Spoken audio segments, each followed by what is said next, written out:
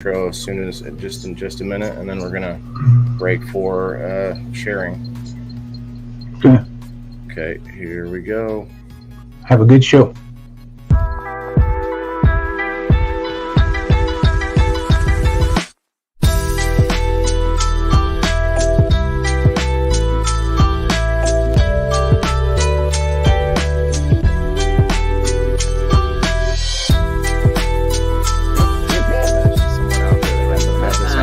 Here's the thing with addiction is never say never because when you're an addict, like I never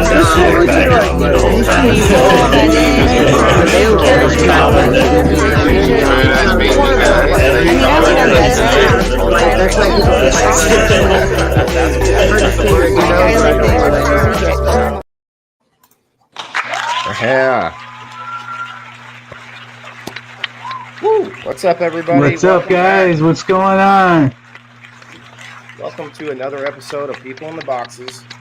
What's happening? 33 now. 33, guys. So tonight's episode is going to be a little bit timely. I mean, I swear to you guys, we talked about these topics before the craziness this week, but we're going to be talking about extreme weather tonight. We are going to break to do some sharing and stuff, but I wanted to make sure we had a good intro now for anybody who's watching this later after the live is over. That way you don't have to wait too far before you hear us and find out what's going on. It's the show. It's Thursday night. We'll introduce people and then we'll do some sharing while we're getting some other folks in the house. Steve-O, how's it going today, bud? Doing all right? Doing good. How about you? Got a lot of stuff done today around the house, so I'm excited about a good show. I slept all day, everybody. I slept all day, but I think I needed it. My back is still killing me. Jason, what's up, man? Did you get home? Good evening, sir. What's going on at home? Did you get I'm just driving around right now. Pulled into a parking lot because internet service cut the internet out. You know, this extreme weather. It's always this extreme weather. So was your power on? No, I don't got power. I got a generator. Internet's been running just fine, but sometime today after the afternoon smoke sesh, internet company cut it out, or another tree took it out, or I don't know exactly, but have no service out there at all. So Heather Hatzel with the 35 stars. I'm actually live on my profile, just trying to get people to see us and come on over to the people in the boxes. We're live right now, guys. We're going to take a couple minutes to do our sharing and tagging out, and hopefully we can get some of our lovely fans and viewers and friends to help us with that. So I'm going to tag a little bit here. Oh, my bad. It must be delayed still. I wonder if is that the current. I know, but I'm just wondering. Like it seemed like it was. Oh no, I just clicked on it. It started it. Yep. Yeah, it's fine. All good. Hi, Melanie. Hi, everybody. Hey, damn, I didn't know you were here. I'm like, where is she at? Hey, Melanie. I was confused for a minute. You know how I just sneak in. You know how I do. Hey, Poondogger. Hey, Valerie. Hi, Melanie. Hey, Poondogger. Hi, Sir Steve-O. Hello, everybody in the chat. All right. The StreamYard link is pinned, guys. So come on over to the page, and got two people still hanging out with me on the profile. Where's the link? Jimmy Mead, come on over to the page, brother. We'll get you right up there. Jimmy's probably been through some crazy storms in his life. So let's I don't know. I guess we can share and tag while we're talking, right? Why not? Yeah. Tag out here. So how is it like in California? I hear that. We're going to get into it, I guess, but I heard about a huge storm going on over there. Yeah, it's a bit crazy. I've been here over 30 years, and I've only seen snow where I live about 4 times, and then yesterday it snowed. Steve-O, can you grab that? I can't see it. Or Jason. Somebody. I got it. Hello. Jimmy Mead, what's up, What's up, buddy? Big Jim? Hey, what's up? How's it going, buddy? You Weather, okay? Yep, I'm feeling fine. Good. I'm proud of you, man. Good job. Yeah, it's probably not easy to keep on that regimen, doing that physical therapy and stuff. So definitely let me know if I can help you at all. But I keep spreading myself thin lately, I guess. Let's see. I'm just doing some tags, guys. If anybody out there would like to help us out, share it out for us. Let's see. Happy Thursday. I'll get some tunes playing here. Some background noise. Had a pretty busy week, and we've all actually been doing a lot more of everything. I see Jason and Melanie, you guys are doing more and more all the time. Steve-O and I keep adding things to our plate. I'm hoping to get the boys from Fire in the Hole to come up tonight. They said they might be by. They keep adding a lot of things going on, so I love to see everybody kind of collaborating and working together. I just want you guys to know, everybody on the screen right now, I don't feel competitive with you guys. I don't feel any kind of issues. There's been a lot of feelings going around the community lately, and I think we're pretty solid here at people in the boxes. So you guys in the comments, let us know what you guys think. Hashtag PITB if you can. When it comes to me, I think everybody should already know. You'll know if I'm mad at you. I'll let you know. That's for sure. That's how it should be. Just talk to somebody. Don't. Yeah. Well, we all know there's a lot of drama in the cannabis community right now. There's a lot of drama outside of the cannabis community right now. And for our true Canna family to stay strong and secure, it really means a lot. And I think that we're going to strive and push forward, and we're going to get through it, and it's going to show people's true colors and who people really are. Yeah, I'm too old for the petty games and stuff. That's why I think that as long as we stay true to ourselves, stay true to what we want to do, I think Waylon and I are going to show everybody that we're just trying to have a good show people what we're all about, and that is the self-sustainability and trying to promote people being good to each other. In front of their face and behind their back. Yeah, I usually don't have any criticisms I can't just tell you about, For sure. I mean, that's the quote that everybody said. Well, that I hear a lot is, I don't care that somebody was talking about me. Why did they feel so comfortable around you telling you about it? Why did they feel so comfortable around you telling you? So are you sitting there talking about me too? Are you just sitting there nodding along? So it's just one of them ones that it's It starts all of those feelings of feeling weird like that. Now I start to question you, and you start to question me, and it's like, it's ridiculous. I'm with you on that, guys. No, but I think we're doing great. I think what we've reached out, what we've learned, what we've accomplished in the last couple months, what we've accomplished this year. We're fucking 53 days into this year, 54 days in, something like that. I mean, it's amazing. Amazing that we're that far in already. Seems like Christmas was just yesterday, though. Right. Yep. Well, when This Maria is a said something smoke-friendly about your show, birthday, guys, right, my birthday's right I was around like, the corner. that's in a few months already? What? I know mine was last 90 Friday. days. I couldn't believe it was already my birthday this year. Right. It's fucking just nuts. I still think it's January. And they say once you hit 21, you quit counting and life travels faster. Yeah, but I think once I hit 30, life disappeared. I can remember, the last 10 years like it was just yesterday. It just literally has disappeared. Okay, I just tagged a lot of people. I didn't share us out at all, but I tagged a lot of people. Yeah, what about this extreme weather? I hope everybody's safe right now. Yeah. I hope that even during all of this time of this ice and snow, I mean, I've had a hell of a time here today with electric going in and out myself. We had thick ice My here. electricity was blinking today too. Yeah, right. But I hope My work is everybody's not going to safe. have power didn't until get Monday. No, here we just had rain all day yesterday, like pouring rain.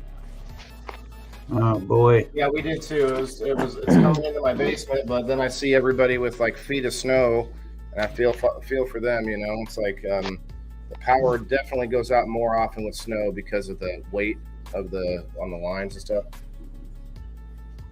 Maybe I not. had Maybe that's 5 debatable. people tell me today that my town was on the national news.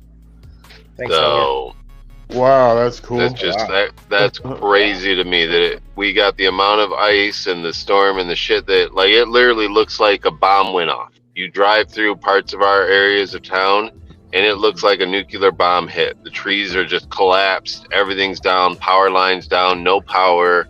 Houses have trees and everything laying on top of them. Like we have so many street lights out that the police don't have enough portable lights or stop signs to put in these areas. Yeah, we're going through the same thing. It's amazing. It's unbelievable. Unbelievable. I've seen ice storms before, but this was literally in 12 hours just destroyed so much. And now it's done. It's right now it's 44 degrees. What's weird about 44 degrees out. Right. Is that don't normally get big storms. I remember, I think it was back in '93, we had a real bad ice storm here. And I walked over to my buddy's house to borrow some candles. And he lived in an upstairs apartment, which the stairs were on the outside of this house. And each step had like 8 inches of ice on it. Wow. Needless to say, I got up to his door, I got the candles, but then I couldn't come back down. I just sat on my ass and slid down. Yeah. You'd have I to. didn't even get to try to walk. I don't know. Yeah. That's incredible, right? So we get I Well, live in what's called Tornado Alley here in Illinois. We get a lot Oh, of yeah. tornadoes real close to where we're at, right, Jimmy? Mm-hmm. Jimmy's closer to it than I am because my grandma lived in South Pekin, and she had a tornado go like right past her house, barely missing. Oh, I lived there when that was 2002. Yeah, yep, that's about the time. Yeah. Yep, I lived there then. What was crazy was the tornado sirens went off after the tornado hit. Yeah, they had no warning on that one. Then there was one in Washington, not just a few years ago. Well, that hit me too. Yeah, it happened in November. It actually picked up a half a block west of me and jumped over my house and landed a half block behind me. Oh boy, I had I'm 2 glad by you're 4s okay. of plywood all through the front of my house from the houses it destroyed between me and the river. Holy cow! That's so scary. It was the day before my son's birthday. We didn't That's have why- power for 2 weeks after that. That's why Texas scares me. Like, it would be cool to there's a lot of reasons to move there, but you can't even have a basement, and they literally have a tornado alley there. Like, Oh, right. When I was a kid, we lived out by Olympia High School, out in the middle of the country, oh yeah, by Stanford Pioneer. And our back pasture, horse pasture, tornadoes rip through that several times a year. so those are like very extreme, more like storms. Right now we're talking extreme weather. So some of that has to do with like in Canada, they just have extreme cold. Like it's not like a storm hitting them. It's just like that cold can be. We saw what happened. Oh, right, in Texas. We saw what happened in Texas with just a little frost, a little chill. Mhm. I forget what the temperature was, but all of their wind turbines had to halt or something like that because they just frosted over, and it wasn't even that big of a freeze. Well, Oh, right. that was in the redwoods yesterday, or in the redwoods this morning, where Doc lives. They had just a little bit of dust on the road. Schools are shut down. Businesses shut down. They literally had a snow day, and it was just a light dusting. And I'm looking at it like, wait, what? But certain areas, they don't have plows. They don't have snow equipment. They don't have anything to take care of that stuff. So, and they don't allocate money for that because it Right. seems like it doesn't make sense. And then until they need Hi, it. sir. yep. What I'm interested in is you guys out west. You guys can put tire or chains and stuff on your tires. Here in Michigan, we can't put chains on our tires. So when it like it's illegal for us to, where does that line start? You know, is it certain states have it that you can, certain states have it you can't? Yeah, I guess so. They tear up the road really bad. Tire chains do. So that's why a lot of states don't. I would understand that if I thought they actually cared about the roads in any way. Yeah, but that's what they say. Okay, I can see that. You get the chains more in mountain states. Everywhere else is illegal. That makes sense. Yeah, because of the slopes and everything. Same with studded tires too. They don't let you have studded tires either. All right, it's interesting. So I mean, I didn't know, you know, until recently, you know, that chains were still legal and used as much as they are until I've been traveling back and forth to California the amount that I have. It's just out here, it's not normal. Any of these East Coast states, you can't use chains. You know, maybe over on the coast, but not here. Indiana, Ohio, you know, Illinois, none of them. You can't use chains. It's all illegal. It reminds me of that Simpsons. It was a Simpsons episode where Homer's driving down the road. You know, it's like summer out. He's still got his snow chains on the tire, and the road's right. Destroyed. Mr. Plow. Mr. Plow. Yeah, I remember that. Yeah, Mr. Plow. I've been in several tornado warnings where we had to go in the basement and stuff, but I can't say that I've ever seen one. Like, I've seen them, but not up close enough that it mattered, just because where we are. It's so weird how there's like almost a predictable pattern where the tornadoes will hit. Soil focus. I never was terrified. I was never terrified of tornadoes until that movie came out. Yeah. Twister. You know, that because I used to always run outside. Tornado warning going off or siren going off. Let's run outside, see if we can find it. And then that movie Twister or whatever came out, and it was like, oh no, fuck this shit. It's like you know what movie didn't do good or did bad for us as far as our danger with tornadoes? Wizard of Oz. I'm sure there was going, take me, I'm going, and like just run into the tornado. Instead, we got the munchkins dropped on us. Yes, there you go. Valerie's been through a typhoon, she says. Oh, wow. You should talk about that, Valerie. That's pretty extreme. Holy shit. Everybody. I wish fucking StreamYard liked you. I keep forgetting my phone. StreamYard don't like Valerie. It kicked her every time. Weather and pattern data 50 years from now. 14 people in the house, guys. Hit that like button if you don't mind. We got 2 people. Jane's been in an earthquake and a tornado. See, the earthquake to me was scary. Well, I was in an earthquake. Where the fuck was I at? I probably had to be down in Georgia. I don't even remember where I was at. I was in school on a school field trip, and that shit was scary because the fucking building moves and you don't know what's going to fall on you and what's not. Yeah. Oh, right. Similar to like high winds. Yeah, the whole thing's moving. You know, at least with the tornado and stuff, you can see the wind. You know the wind, but the ground is literally shaking and moving. Yeah. The earthquake like terrified me. Cole, oh, did you find me on the other way? Yeah, North Adams Hemp. Yeah, I'm same time just because I have more followers on my profile, and I'm just trying to get people to, you know, get us the biggest crowd we can on our People in the Boxes show. I still got 2 people watching me on my phone over here on the side. Like, come on, like I got the title is "Come Join Us on People in the Boxes." I got a pinned link. No, that's cool though. We got visibility. Guam, I bet there's some crazy storms there. You know what's cool about the country of Dubai? They get no tropical storms there. And so that's why I don't know if you've ever seen it, but they make man-made islands, all sorts of different shapes. And then they like build these skyscraper like buildings that are taller and skinnier than anywhere else in the world because they can. They just literally have that type of atmosphere there. It's kind of crazy. Valerie, were you a military baby? Yeah. Like, was she a military baby? Okay. Yeah, she traveled. Valerie has bet you if we had a show on moving, she would be the number one person to come up because she moved more than anybody. I probably will guarantee it. Wow. CeeLo's. Yeah. What's up, Miss bro? Allison has moved a lot too. She was a military baby and a military wife.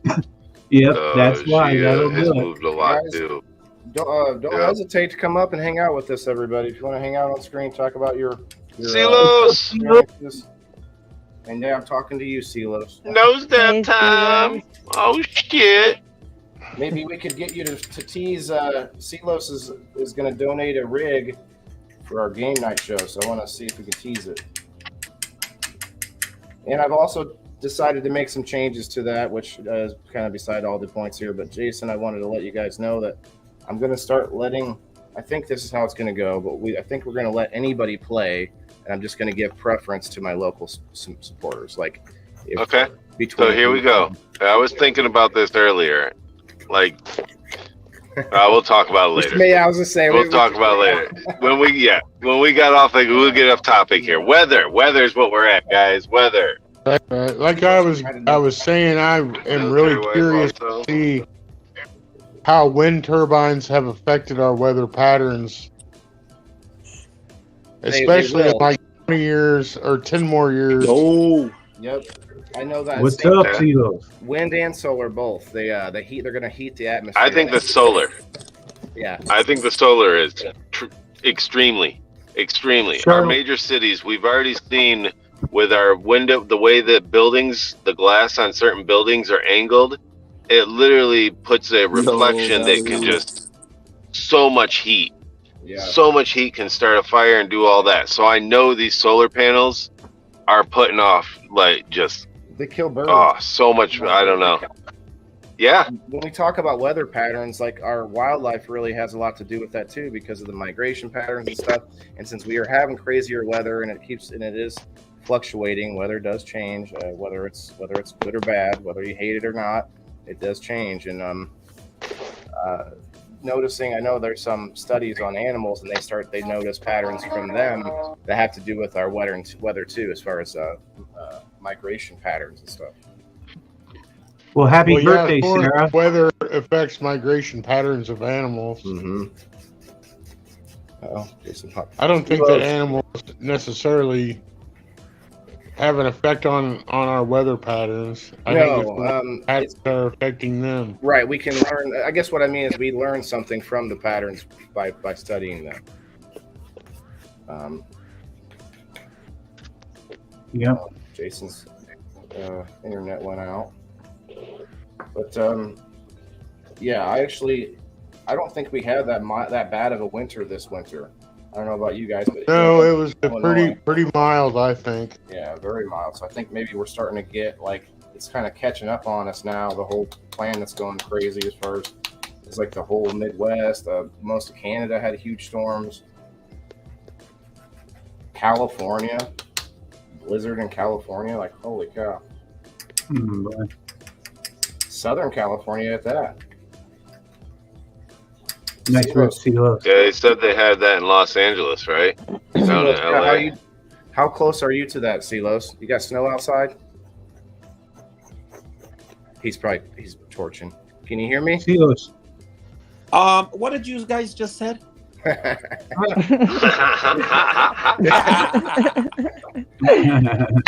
close are you to the blizzard over there? How close am I to where? The blizzard, the Southern California. I guess there's a blizzard. I'm riding the motherfucking storm. Ride the lightning. Seriously? Okay.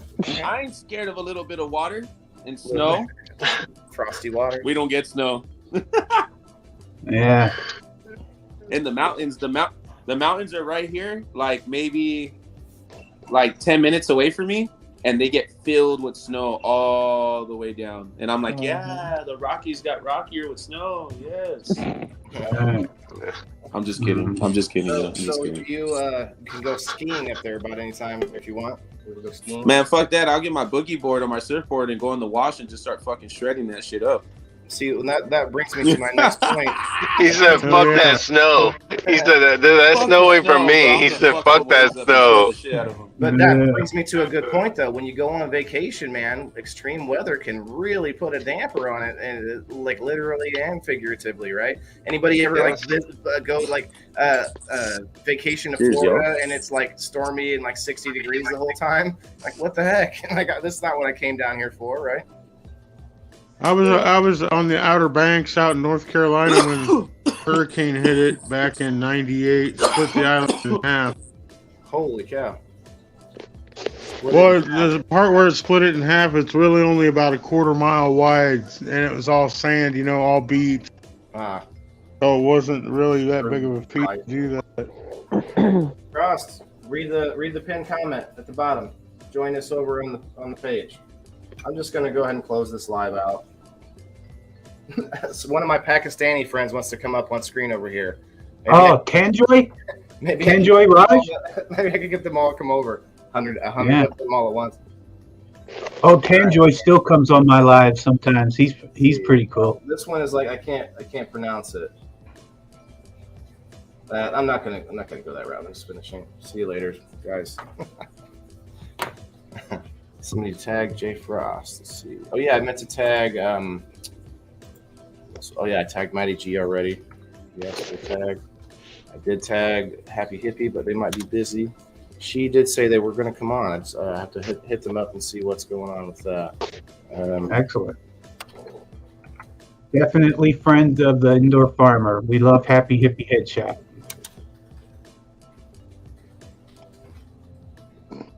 So extreme weather. I tell you, right now, Pam says that it blew so much snow last night with all the wind, it blew up against her house, and she can't even hardly open her door. Now that's extreme weather. Anybody that has a good story, come on up. Let's talk about it. Let's hear. Of course, all Illinois people that are my age remember the blizzards in '78 and '79. That's before my time, but I did hear about them. Well, literally, we had one of the tallest barns anywhere around that I've ever seen. I mean, there's a normal sized barn, but then we had two haylofts, not just one, and it drifted over the top of our barn. Oh wow! So it was crazy. Yeah, you could drive through the tunnels. The one of '78, you could drive through. They were literally digging tunnels here in Michigan because they couldn't get ambulances to the hospital or nothing. Wow. Right. Me and my stepdad dug a tunnel from the house to the garage to get away from my mom and sisters. Mm-hmm. Yep. You lived there. I mean, it was some of the pictures. And do you remember the ice storm of '89? Oh, I was thinking of '93. It was '93 is what I was thinking. But yeah, it might have been. There was one of '89 and then '93 also. Yeah. '89 was the one that was 2 weeks long with no power. It was unbelievable here. It actually took out our power station. '93 too. But I lived out in Delavan then, and it took them that long just to get Silco trucks out there. How many people? It was unbelievable. 1, 2, 16 up on screen. We got 6 on the screen. Yep. I'm gonna do 16. Wait, 1, 2, 3, 4, 5, 6. 6 plus 16. How much is that? I'll do that many nose dabs. Holy fuck! 2 nose dabs, huh? Oh man! Why not just times it by 2? All right, I'm gonna. I don't know myself. You're at 22 now, so let's go. 22 dabs. So something that Jason. Here, y'all. This is the first one. Something that you reminded me of, Jason, is that having a generator is such a good idea, and I don't have one, so I would be totally screwed if we had something. Get it, see those? Happen. And I recommend to everybody. Waylon, you can come over and borrow my small one, and so at least you keep your fridge going. Cool. Even like just a small one, a couple $100 one is well worth the investment. If you can get the one that runs your whole house, that instantly clicks on when your shit goes off, do it, because man, I'll tell you, that thing is a lifesaver. Literally is a lifesaver, and they have them big enough that they can run your whole house. So the bigger version of mine actually has a thing where you run a wire out of it and you just plug it into your circuit or your board downstairs or whatever. What about some simple things that we can have around? So some flashlights, extra batteries. Obviously, you got the candles. All right, you ready? Yeah, let's see it. Hold on, I'm gonna pull you up. Silos is giving a donation for game night. What? Oh wow, That's a juice box. That's a juice box, it's a man. Rick and Morty juice box. Oh wow. Heck I got yeah, it for free. bro. I'm getting sponsored from this smoke shop down the street from my house. Wow. All right. That's sweet. That's sweet. Is that for that Awesome. podcast or what's that for? Oh, another one. Hold on. Another What's juice that? box. Is that like a what is that one? Is that glass on top? Oh, okay. Yeah, it's all glass. But this one's missing the I see. mouthpiece to hit it from. I'm gonna get that from the shop. Dude, one of a Luca hose would work right there. Boom. Oh, you can get the mouthpiece. I guess that works too.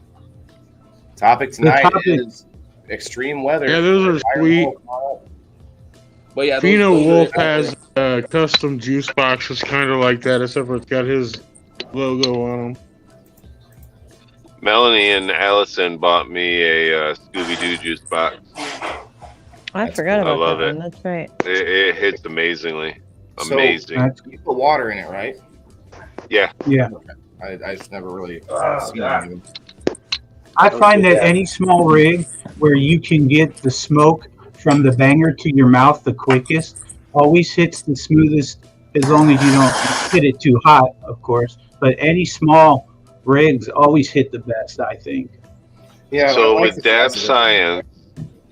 Science, Dab Science is the smaller the rig, the more terpene flavor you're gonna get, because Sure. it takes longer it takes a shorter period of time for the terpene to get to your mouth.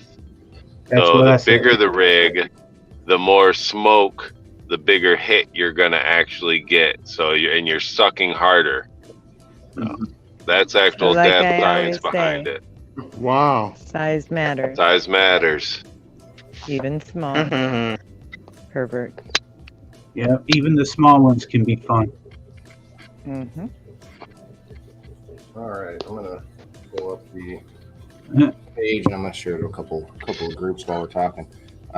So what are we talking, like severe weather water wise? Like what if you're out on a cruise ship and something happens, or a Just tidal thinking wave, that. or like a hurricane out there when you're on the water?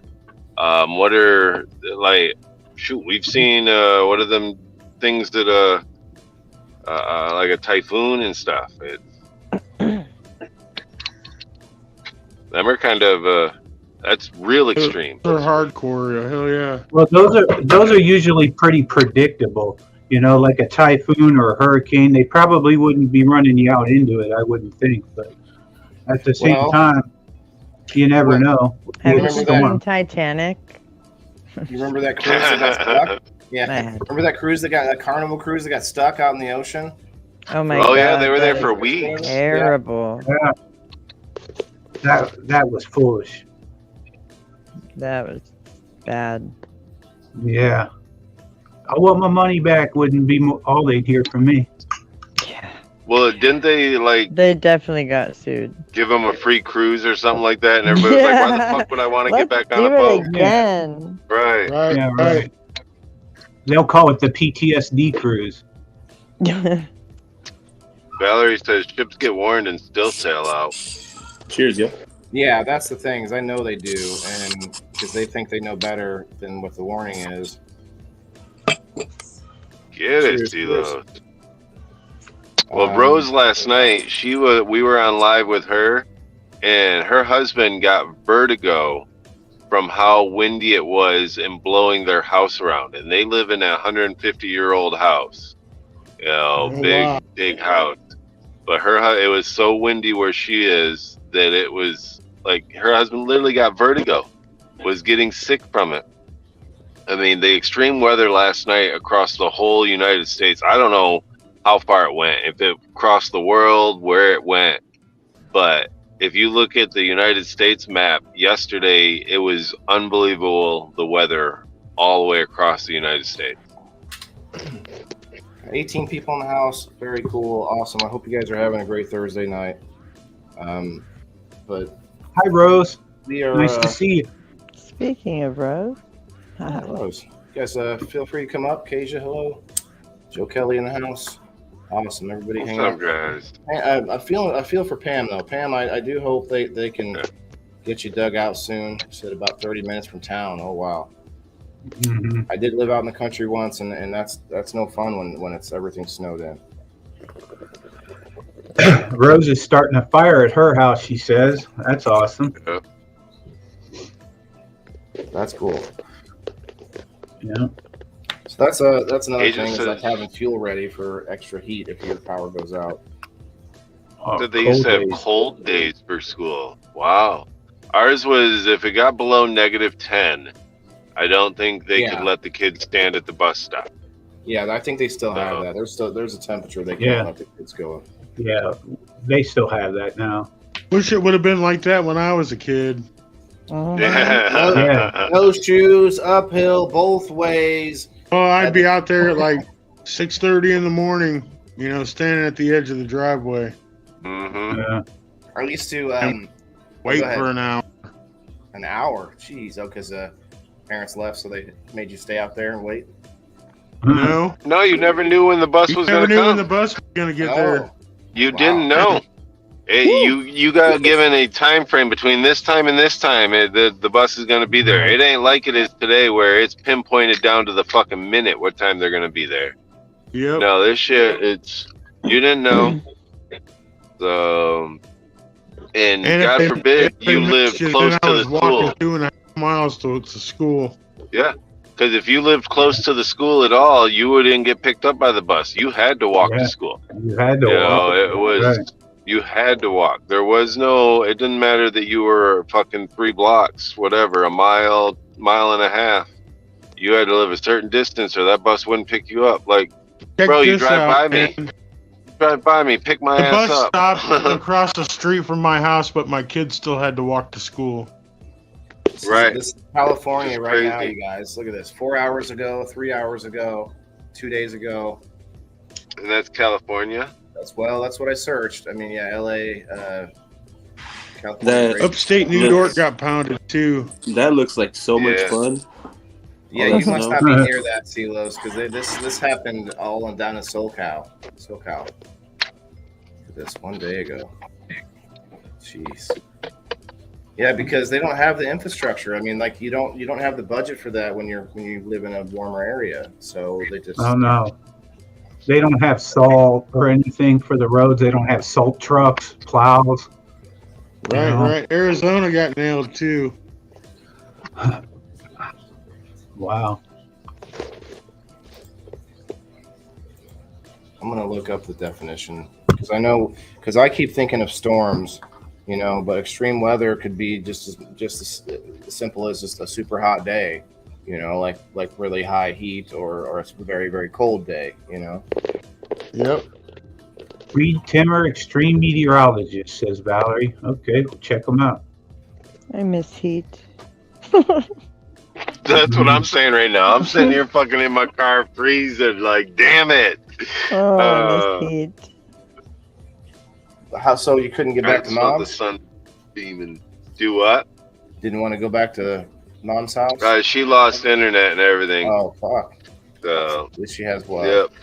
Some fireplaces keep it warm. Yeah, the fireplace and generator is all good, but didn't have internet, so this show's more important. Thanks, man.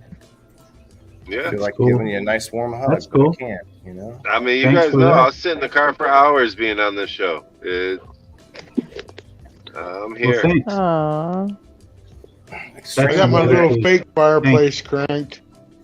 I Let's truly put out the believe you heat. got something big here, Waylon. I think you're doing a great job at what you do and all your other shows, and Steve-O hopping on board. And I mean, it's awesome, you guys. It really is. And I think people need it. I think they need it. I think they enjoy it. It really shows the bond in the cannabis community. It shows that we can still talk about serious subjects and wake up and be friends tomorrow and not fucking have to, oh, he said this. His Right, well, opinion is this. Opinion is the key word. Opinion. We Yep. should be able to stand at the water cooler and bullshit and not be mad at each other. Right, and we brought this up before too, but even the information I look up can be taken with a grain of salt. That's why I say, hey, this is the website it came from, guys. It was just a Google search, whatever. It doesn't mean it's fact. It's just like that's what you find if you try to look it up. Well, Ashley's in Kalamazoo, and she just finally got her power back on too. Did you guys see this private message?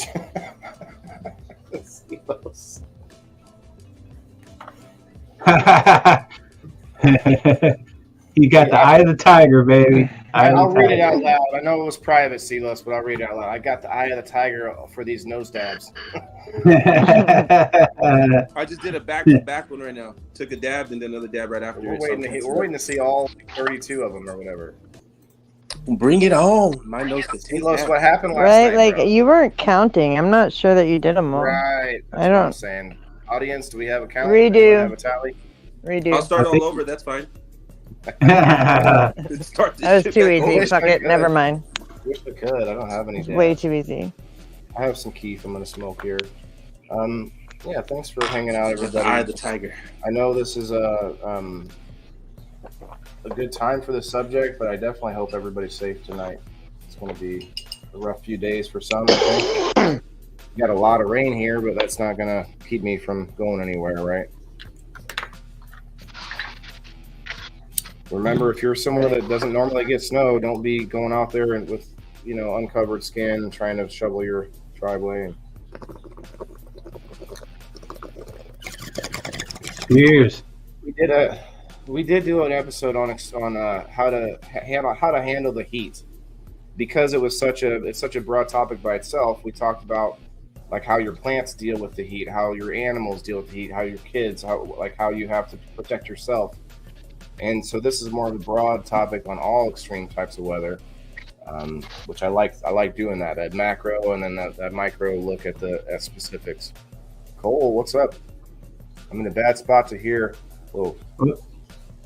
To hear, but it's crazy how much the Mississippi River affects the weather here. Yeah, I used to stand on top of the taller buildings when I worked at QU at ABD, and watch how the clouds react to the warmth and moisture of the river during all different types of weather. It's pretty unpredictable. Wow, that's awesome. What's QU? Company you worked for or whatever? Lost power, I would also lose my mind. Yeah, well, that's the thing, Joe. Guys that like myself and yourself that have big grow operations indoors, I better get a damn generator soon. Like if I actually go commercial without a generator, that'd be dumb. I better have that stuff before I try to make money doing it. One thing that we forget too is there's always the storing the energy the old way. You get the old car batteries, you get the alternators, you get a little bit of this, a little bit of that, and it's a cheap setup. And you can store some energy and you can use it for a little bit of time. I bet you could find a bunch of YouTube videos on how to make a little homemade generator. Oh, easy. All you need is a car alternator and a battery. Yeah, even an old bicycle. It's nice to have a little bicycle around with the gears and the chain and the pedals, just to help out a little bit. Keep that refrigerator running for a couple hours a day, and it'll stay cold. It'll keep that food at just fine temperature. So, but am I saying I want to go back to that type of living? Fuck no. Yeah, we all feel for you, Raz. Let's look at today's weather across the world.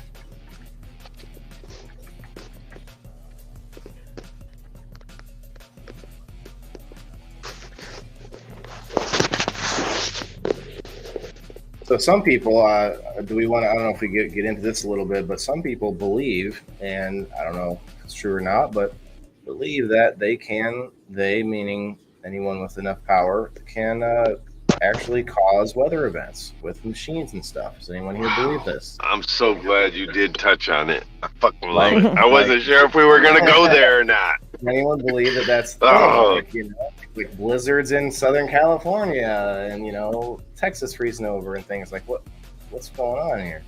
Y'all know what that is. Like we can, I don't really know, I don't want to go down the Global political warming. like global warming thing, but we can't, or actually they call it global climate change now because they can't decide which way it's going. But I think that gets kind of in the weeds. I think we can all agree that the Earth doesn't stay the same, right? Now we can also look at ourselves, and I think we should go back to the 80s where we were really concerned about pollution. When's the last time we talked about pollution? You know, we're talking about the air and carbon dioxide, but we need to get rid of. We need to clean up our oceans. We need to clean up, pollution, which was what it actually they sort of co-opted the pollution thing into the global warming sort of thing from the 80s to now. I don't know if you guys agree with that, but it's sort of now become only about our carbon footprint, and no one cares about all the pollution that might be somewhere. I was in Iraq, you guys. I drove past literally miles of open landfill, so it wasn't filled, it was just open dump that you couldn't even see the other side of, and what you would see is people with little huts inside of the trash. So don't talk to me about how much energy we're using until we can maybe go there and and clean up our own stuff. Does that make sense? I don't know. That's just my opinion. I think we have a lot to do before we have to worry about cow farts, is all I'm saying. Like, there's a whole lot to do. With being able to control the weather, I was watching a program today on it because I was excited about the tonight's topic. It's the way it fell into place and everything. Yeah. And I was watching a YouTube program today, and in the last month, there has been more UFO sightings than there has been in the last 4 years. All of a sudden, this winter, everybody just has talked about it. This winter has been weird all the way across the board. It hasn't been, a normal winter, not as much snow, been kind of mild, this and that. We've seen all these UFOs in the last 30 days, and now all of a sudden, bam, all across the whole United States, where all these UFOs have been sighted, this and that, we're having extreme weather.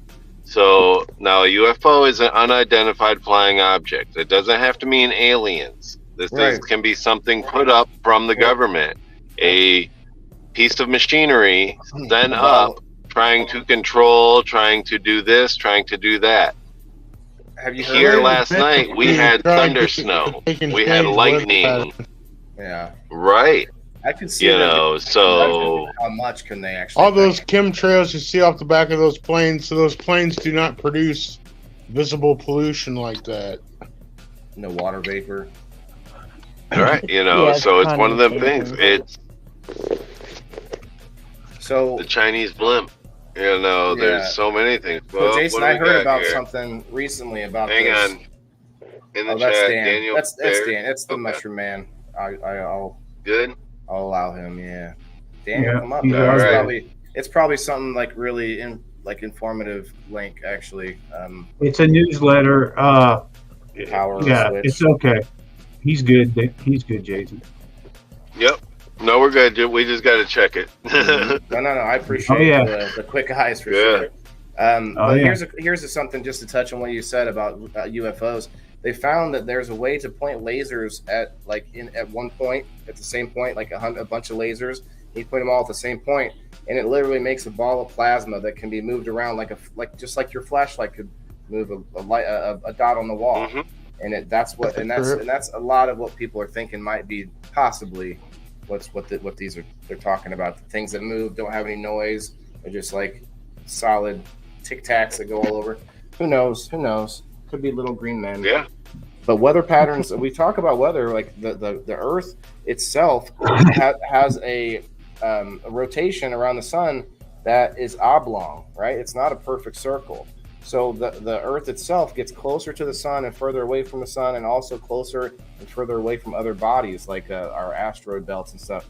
So all of that stuff affects our whole planet. It's really hard to predict all those things. So I think we have to be better prepared as humans, since humans are like one of the most adaptive species, right? I think we're kind of like cockroaches of the universe. We're the universal cockroaches. Damn. It'll be us and cockroaches that populate the whole universe. Melanie's like harsh. Yeah, No, like I just that's mean like our the survivability. You know, like it's like we can almost go Right. anywhere now. But we just Daniel have to says it's adapt. just a link. It's just a link about technology to make it rain.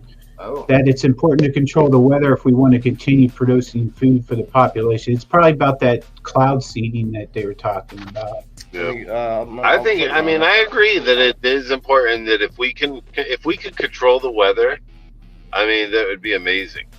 But I think that there's more harm will come from us trying to control the weather than will not. Yeah, I think at there's least at first. unforeseen circumstances. Yeah, at least Mother for a Nature while. don't play. We might be able to get a handle on it, but can we get a handle on it before Mother Nature takes us out? You know, probably not. Exactly. So here's the Exactly. the link that Daniel sent us. Technology's goal: make it rain. Well, just maybe you shouldn't be growing food there. You know, says as the Western. Wait, let me make this a little bigger for you guys. This is from Facebook. Written by Ariana Skibble. The Western U.S. continues to grapple with drought worsened by climate change. Technology aimed at making it rain is attracting more attention. That's going to work out well. It's known as cloud seeding. Yep, that's it, Steve-O. Yeah. I'm not going to read this whole thing, but I can already tell which way they're leaning as soon as I read the first sentence. So it uses electrically charged water particles, I guess. Wow, that's neat. Well, do you guys remember the movie Biodome? It was one of them funny. It was kind of a funny movie or something like that, but it had a great with Pauly Shore. Yep, I love that it had movie. a great idea behind it. And if you look at that and look at what they actually did with that and the technology now of us even being able to have the space station and all of that, they have technology there. We have it. It's just the amount of money that it actually costs. I mean, artificial environments. Yeah. Okay. Let me break it down like this. I like to grow indoors, but you lose some power from the translation of the sun to electricity to the grow lights, right? Yeah. But if you were able to grow food underground and we were able to let Mother Nature do its thing, and then we used our byproducts to make up the difference, like we just keep throwing things away that could actually make electricity, that's my whole thing, especially extreme weather. So think about places in the country that have tons of rain, like Washington State. Maine. The Maine and rain is plain and whatever, Jane, all that. You know what I'm saying? The rain, you collect rainwater at a high elevation, and you can generate power. Like there's ways that we could be using our stuff better in that sense. Oh, right. Like just go and retrofit all the dams on all the rivers. Yeah, those dams the hydroelectric plant, like they originally were set up to be. Yeah, those rivers they're killing all the fish and stuff. So I think we could be doing it differently. That's all. Especially when it comes to our waste products. So my point is, we could grow indoors if we were smarter about how we made that work, And then you have Mother Nature do its thing.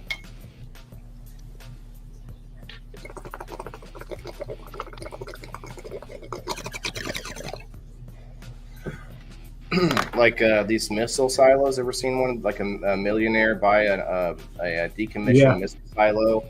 It's got 16 floors, and there's they make it a mansion or whatever. That's what I'm saying. Or not just underground or inside, but in areas that nobody wants to live. You got, like we talk about extreme weather. People don't want to live in wastelands and what's that place up there where the pipeline in Alaska was that everyone was talking, like the people were worried about it, but then you look at it and it's like a literal wasteland of nothingness. I forget what it's called. It's in Alaska. I have to look it up, but places like that where nobody wants to live. That's way up in the Yukon in the Arctic Circle. Yeah, it's where the pipeline is. Anyway, beside the point. So, well, where the oil fields are, yes, which where is all the way up at the top. Yep. Well, They pipeline all that oil south. Why do you guys think people like to live in extreme environments? Ice road truckers. I don't know. I've always questioned that. Yeah. Because there are places that are not meant to be inhabited. Like Las Vegas drains all the Colorado River to provide Vegas with water. But, I mean, people just weren't meant to live there. Yeah, and we try to transplant grass in places, and then we just water it, it's like overwatering it, and waste all of it. It's weird that we want to mold our environment to us now, and we used to move to where we got this little community of people down here that live on the Mackinac River between Pekin and Green Valley that floods every year, and then they whine because they don't ever get insurance money for getting flooded out, but they're living in a flood zone, you know. Yeah. Now we look at like Louisiana, where the management of their dams and their dikes and stuff was all poorly mismanaged, and that stuff wasn't even built to code. Or I forget that they found something about that after Katrina that those were not actually going to be effective anyway. There was something about the like cutting corners on costs and something like that. I'd have don't quote me on that, but I remember a story. No, I watched a documentary about that. Yep. Yeah. And so we think our politicians and our leadership have everything taken care of, but I think we need to take more preparedness into our own hands, especially for weather like that, because you just can't count on someone coming for you. Like Jason said, that snow was so big that one year that the ambulance can't go anywhere. Ambulance and four-wheel drive, you know, they might be four-wheel drive. You think ambulances are four-wheel drive? All-wheel drive? All-wheel. I would hope All-wheel they get to all-wheel at some point, but yeah. I don't know though. So we, without extreme weather, we may not have electricity. Benjamin Franklin throwing that key up on the kite string. I wonder how much electricity he actually got from a string. Like it must have felt like a jolt from like an outlet or something. I bet it probably dissipated. Why do I remember that being fake? Was it fake? Yeah, that didn't even really happen. Why do I remember that being fake? I don't think that really happened. I mean, you can't quote me on that, but you both are thinking something. No, I agree, Jason. I remember triggering in my head that I don't. That really didn't happen like that, and it really wasn't even him. It was somebody else that discovered it, and he piggybacked off of it. This says, on June 10th, 1752, Benjamin Franklin was said to have flown a kite during a thunderstorm to collect ambient electrical charge in a lidar jar, enabling him to demonstrate the connection between lighting and electricity. Okay, it doesn't say. Give me a yes or no. But Google thinks he did, right? Well, reread what you just read. It said it. What was the first sentence that you read on that, Waylon? Let me pull it up. It's the first sentence, the way it was worded. Benjamin Franklin was said to was said to have flown. Yeah. The New Yorker, no. History.com, maybe. I don't know if they would be wanting to give us the truth or not. Oh, it's the History Channel. Of course it's true. Right. It's alien. It's alien. It's aliens, everybody. It's aliens. During a storm, let's see. So they're saying he did. Or so the story goes. Here we go. It says, or so the story goes. So story goes. Historians aren't quite sure about the date of Franklin's famous experiment, and some have questioned whether it took place at all. Even if Franklin's kite and key experiment did happen, it didn't play out the way many people think it did. Contrary to popular myths, Franklin didn't conduct the experiment to prove the existence of electricity. In addition, it's very unlikely that lightning struck a key while Franklin was flying a kite, because if it had, Franklin probably would have died. Really? Yeah.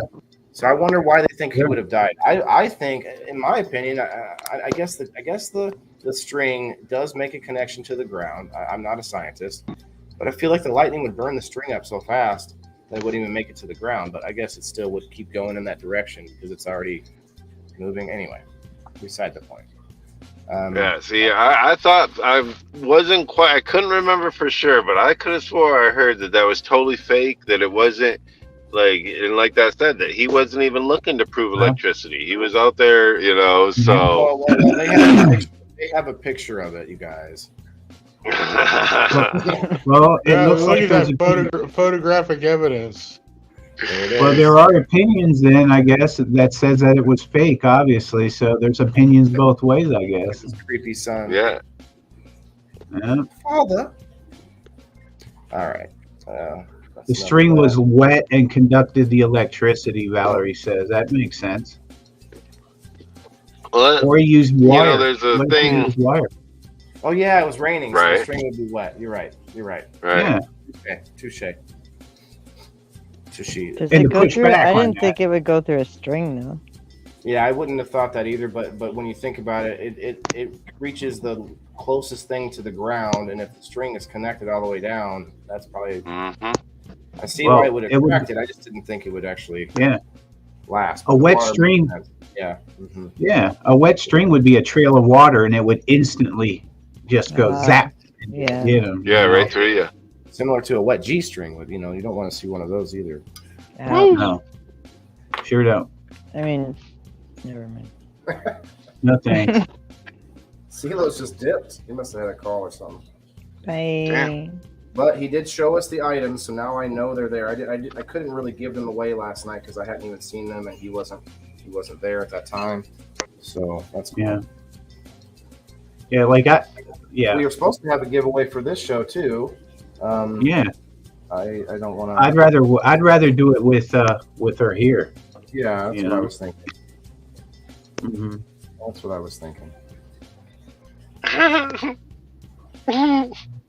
What, Daniel? What? How do you fly a kite in the rain? Yeah, I don't know. I mean, it has to be windy, I guess, Val. Had a kite once with 5 strings tied together to it and got 3,000 yards of string in the sky with it before a storm moved in and had to let it go. It was a small dot in the sky. Oh, wow. Oh, wow. Dang, man. That's cool. Kites are fun to fly, man. I can't remember the last time I flew one. I feel like I should make a note to do that with my son. That's tonight's note for episode 33. Go fly a kite, I'm going to tell myself.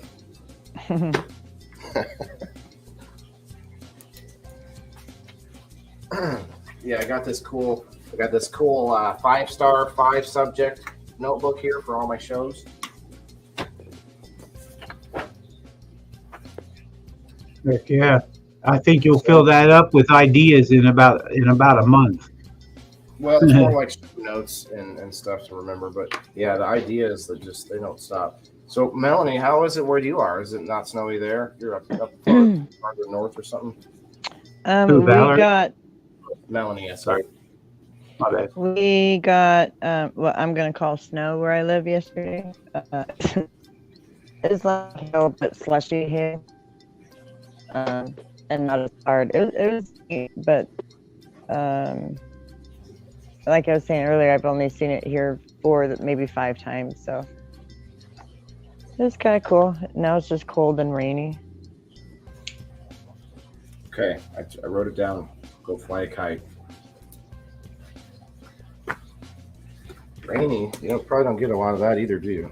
I guess maybe more rain than snow, obviously. We didn't really get that much of anything. I'm so surprised, Jimmy, that we didn't get like a foot of snow with all that. It just stayed warm throughout the whole thing. I don't know. I'm glad we didn't.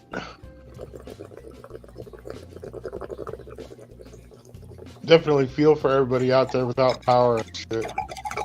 Especially the people that aren't used to it. I mean, Right. I know feel for everybody, but there's a lot of people that literally aren't used to it and they're not prepared. Don't even have long sleeves like Arizona. Yeah. Was 21 and my friend decided to see how high. Daniel, come on up, man. For sure. Come on up, Dan. Everybody want to come up? I mean, I feel like we've. I don't know. I'm trying to think back to where any like personal stories of big storms. I had one earlier and I can't remember now. I just remember. If I would have stayed at my house last night, my car would have been totaled. So with the plow, I got pictures of it. Tree just collapsed, just right where I parked. Have you guys heard of heated roads? Like, yeah, they have heated driveways and stuff here. Yeah, there's not roads though. There's such cool. Like, well, there was like a design for it using solar panels and stuff. Wow. But I think we just need to get to the hover car. Just not be sitting on the ground anymore. Parts of the Autobahn in Germany have heated roads. Nice. Germany gets cold. Me too. I hope you get the chance soon. Chance to what? Daniel's gonna come up. He was just eating. Oh, I want to know if Daniel eats a mushroom pizza with extra mushrooms. That's all he eats. Yeah, right. Yeah. So food. They didn't think about that either, though. Preparing for extreme events, like get some canned goods, non-perishables. You know. Better get the milk and bread. Well, those go out. Those would be the first to go. I guess the milk. You can put it outside. Oh, true. Well, if it's cold, yeah. If it's a heat wave. Well, yeah. Then maybe you can make eggnog. We do have rolling heat waves here, though, or rolling blackouts for heat waves here. Yeah. Extreme. Should have got like a Mountain Dew commercial for the beginning of this episode. Extreme.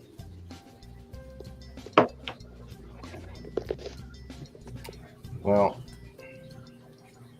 let's see. Oh, everything we know about Franklin's kite and key experiment comes from two sources. First is a letter Franklin wrote to his friend Peter Collinson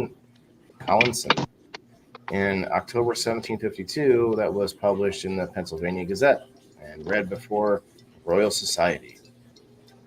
The second is a section of Joseph Presley's 1767 book History and Present Status of Electricity, in which Presley recounted what Franklin had presumably told him about the experiment. Wow, so two, that's all we got to think it happened. So what makes you guys think that it didn't happen so hard? I just read that somewhere or heard it somewhere. Yeah, to me, I mean, I don't care if it happened or not. I was like, but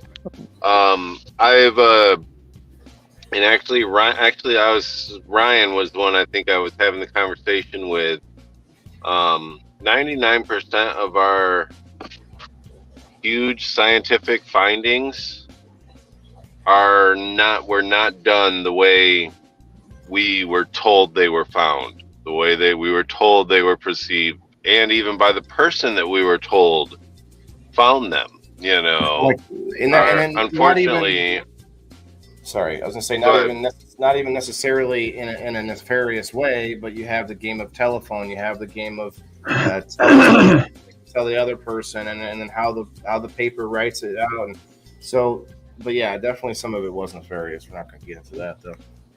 Yeah, right. You know, so it's just one of them things with that, and like the midnight ride of Paul Revere, like that's just mostly bogus. I think he carried it like a mile. he carried the thing like it was supposedly he only carried it for a little bit of the whole thing. My ass kids are asleep. I'll be up and ask my whoa. I don't know about that, bro. You might want to delete that comment. It's Facebook. Sometimes they don't show comments on screen for some. But yeah, we're not live on my profile tonight. We're on YouTube, Facebook, and Twitch. So if you guys aren't seeing them, it's some kind of weird Facebook thing. That might be Jimmy there. No, Dan, man. That's Dan. What's up, Dan? Can't hear you, bro. Mike? No. Not yet. Phone died. Oh, that's all right, Jimmy. You're welcome back up, or you do what you gotta do, brother. Yep. You hear me all? We do. Hey, Russell. Change the setting. I didn't know. You do look like a live action version of Toad the Mushroom from Mario if they were gonna make one with that beanie on and stuff. And I think about mushrooms anytime I see you. So I don't know. Maybe that's a good thing. What's up, Russell? How you doing, man? So what's going on, Dan? How you been, buddy? Let's hear a update. I'm just working today. Tired. Yeah, right. Drywall for 3 weeks. Oh shit. Dan is who you're- I'm trying to be. See, I'm trying to be somebody that knows construction and knows how to grow and knows all the things that Dan. Like that's. I look up to people like Dan for sure. He's doing. Yeah. He's walking the walk. I would like to be able to be multi-talented in that way, to where I own multiple businesses, and that's really neat. Lisa May, hello, come on up. Hi, Hello. good to see you, Lisa. Ray Taylor, what's up? Elisa May, she won a T-shirt yesterday, and she threw it back to the crowd, threw it back to the pot. Oh, nice. I don't think I forgot last night to do that other giveaway too, didn't I? What other giveaway? Wasn't I supposed to give away that second $10? No, because half of it was already won, and then the other half you put up last night. Oh, I did. Oh, okay. I thought that we were saving it for tonight. Oh, half. I was going to give away more money. I was going to give away more money. Well, keep your. If you only do what you can. Leave it at that, you guys. Oh, for sure.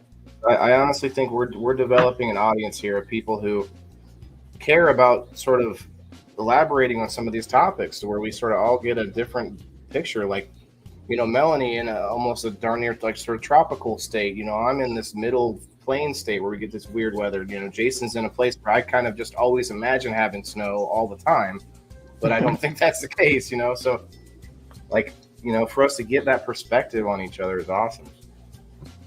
Oh, Lisa can't hear again. She's been having audio problems with StreamYard. I don't know. Yeah, right. Never had that problem. But no, I think our audience is awesome, and I think I do. It makes me want to give back to them, but I like to do that randomly, like you were about to do, Steve-O, so that we're not just doing some sort of advertisement and only getting that for that. That's why game night. That's why I make game night, so I can actually do a show where we get sponsors and giveaways and stuff. Yeah. Well, speaking of advertisement, I like that backdrop that you got us on here. Pretty Yeah, good. you like There's that? Pictures on there. I don't think I can. It's a pretty nice backdrop here.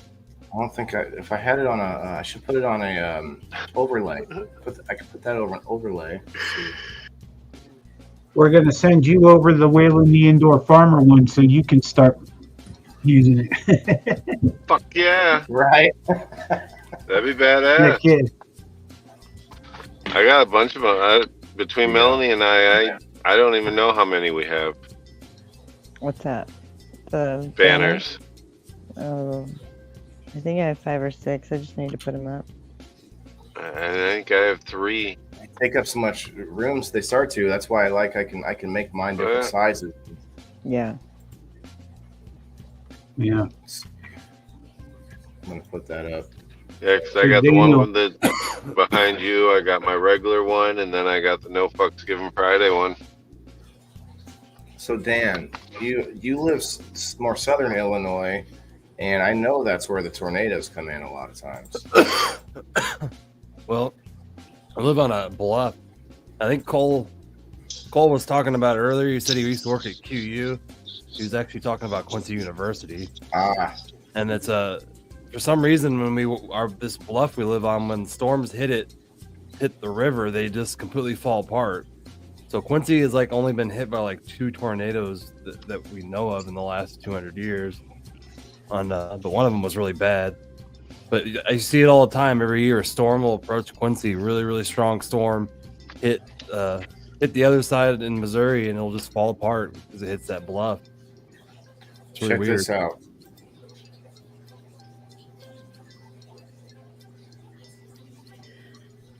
Yeah. I was going to be quiet as long as everyone else stayed quiet. I was going to be like, it's a moment of silence. No one's going to speak. At least May, can you hear us? We love can you hear Melanie. me? I can, and I like your headphones. Thanks. She's got a kitty cat on them. She's got a kitty I cat love on her that. headphones. I just had to get a better, closer look. Oh, they light up even. Okay. Oh, they light up too. Wow. She's so Like it. fancy. So I know. fancy. I feel like I gave need it new to me. ones. Oh, well, you mean he let you borrow his? Is that what you're saying? Yeah. Ah, makes sense.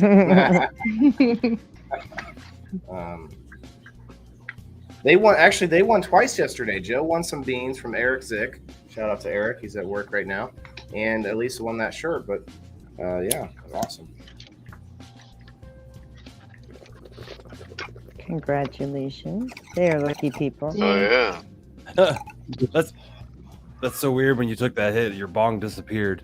The whole thing did. It was just like swoop, I can see the bottom and the top, but not the middle. and the smoke almost looks cartoonish. If I blow enough at it and it stays there, you'll see my shirt and it looks like I'm a ghost. How's Actually, it no, going, it's- Ray? How's it going, Joe? What's Joe up, Kelly guys? now. Ray Taylor. What's up, buddy? Hi, Ray. Okay, so now I can turn into a ghost. Watch this.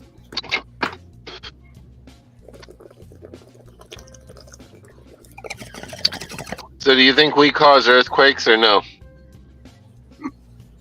I didn't blow it. With hard drilling and fracking and everything? enough. I don't know. Can't really prove it. I don't know. I don't think we're going. Why that not? deep. I don't think we're going as deep. But we have gone deep, like that in Russia where they dug the tunnel to hell or whatever. Yeah. Have you guys heard about this? It's the deepest 7 miles. tunnel.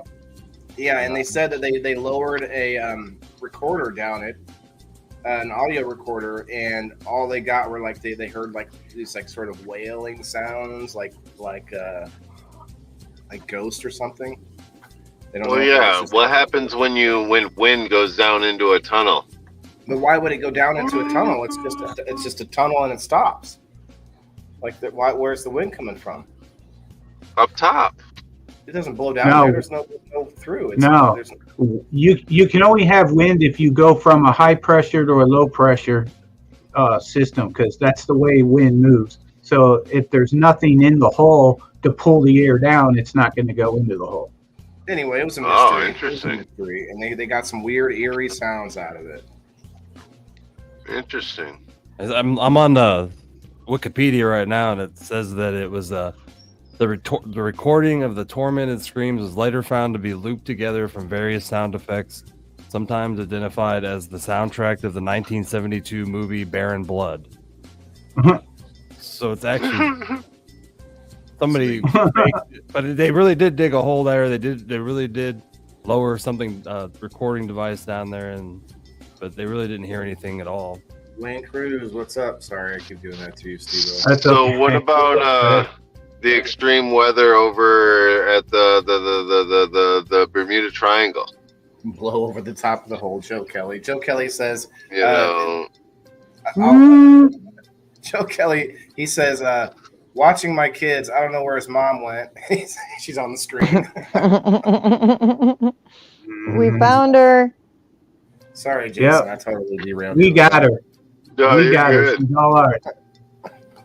We got him. That's his name on it. He's- No, Look at her grinning. I was looking up one today that the weather over at the Bermuda Triangle and how it's yeah. always different and never explained, and That's you know, they're saying with everything just disappears there, and so that's I don't know what causes that and why is it specifically right there. I don't know. It hasn't happened in a while. I think pilots still go through it, and I don't think they. It's very rare that something happens, but something does happen. It's the wind, yeah. I don't know if they still Guys. send flights through there or not every day. I never looked at the flight path. Somebody's echoing. Is it me? Yeah. Somebody's got something open or something. Probably me. It might be Elisa May. She might have sat her headset down by the speakers. No. Oh, no. No, not me. She said, not me. I was hoping to be an easy fix. So She said, I'm hiding from Joe. what's up, Waniac? What's up, kids? Someone said something about Bermuda Triangle a second ago. Yeah, I'm looking that up right now. Yeah, Bermuda yeah. Triangle, section of the North Atlantic Ocean off North America. All right, man. More than 50 ships and 20 airplanes are said to have mysteriously disappeared.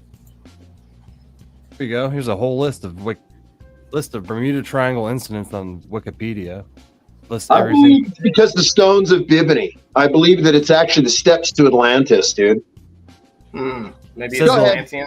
Maybe it's says the- Everyone Atlantean. laugh at once. Go ahead, Daniel. I'm laughing. It says that the last incident was December 2nd, 2022.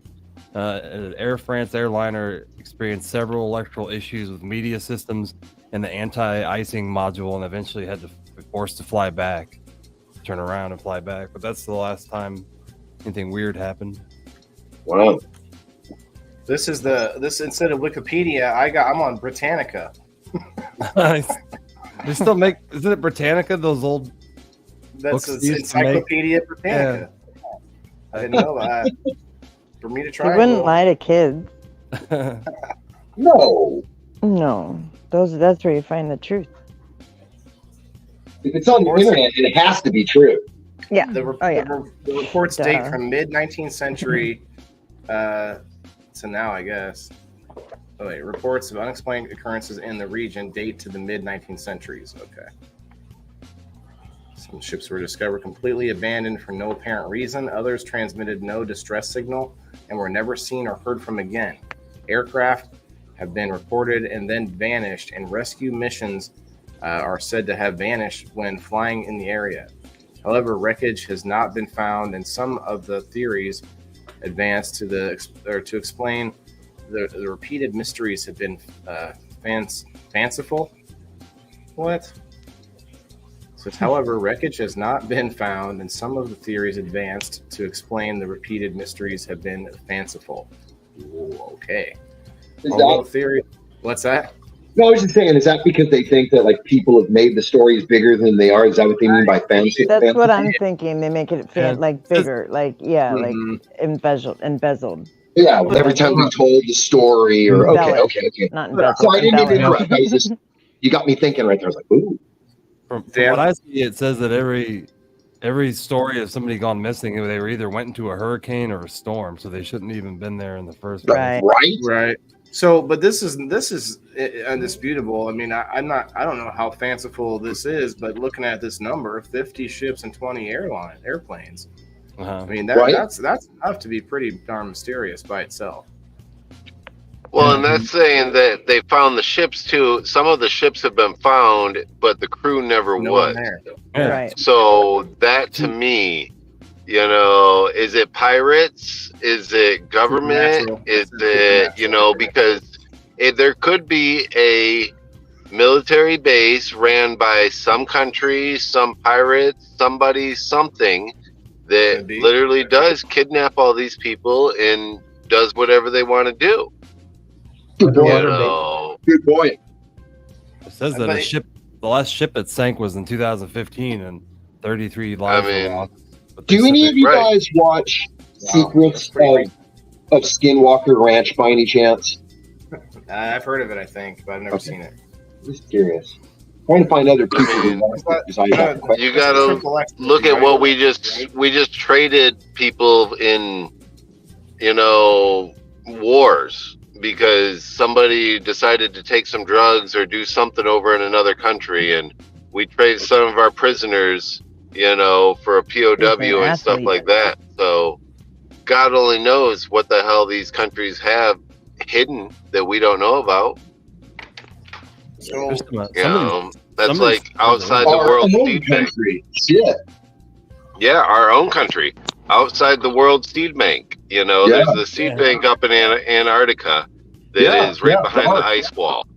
You know, so right behind that, what is up there? You know damn well that somebody in every single country has somebody stationed up there watching, just making sure that somebody ain't doing something crooked. Right? You know, it's. I wish they were stopping people from doing crooked things. Well, at that seed bank, that's if the world go. I don't know if you've ever looked it up, Waylon. Yeah, You know, ours, that right? place up there, it's amazing. It truly is, and it could withstand a nuclear fallout with no problem at all. I don't second guess it one bit. You said you have all the seeds and all the plants from out there without the everything, the plant, correct? Yeah. So we start every again. type of food, every type of medicine, every type of anything that you could think of is stored there. All our records, data.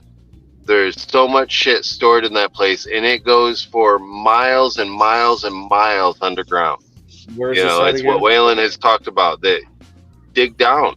You don't need to go out in space. Dig down. Build upwards. You know. What about Sasquatch, Bigfoot? Is that too weird? We have room. It's just that we just this is how it's developed. We're at some point we're going to have to rethink it. And people are changing. Right. Like we built this. There's a way. I think it was a bunch of college students in different colleges with a competition to build a 3D printer that uses soil to make like clay to make these like dome-shaped houses, and they were all tasked to make the best one. And that's for Mars. But yet, we can use a lot of that stuff back home once we perfect it. I think we definitely can. And I don't know. A lot of people like to be spread out. I've heard this before, but every person on the planet can fit in Texas with 1 acre of land or something like that. Is that true? There was it was something like that. I don't think it's on the planet. I think it's every person in the United States. I don't know. I've heard it though too. The whole I've world always thought population about it because as a budding prospector, I'm out in the wilderness, trying to do this thing. And my constant thought is, about Bigfoot. It's not that I disbelieve because I haven't seen one yet, because I'm really into it, my wife and I.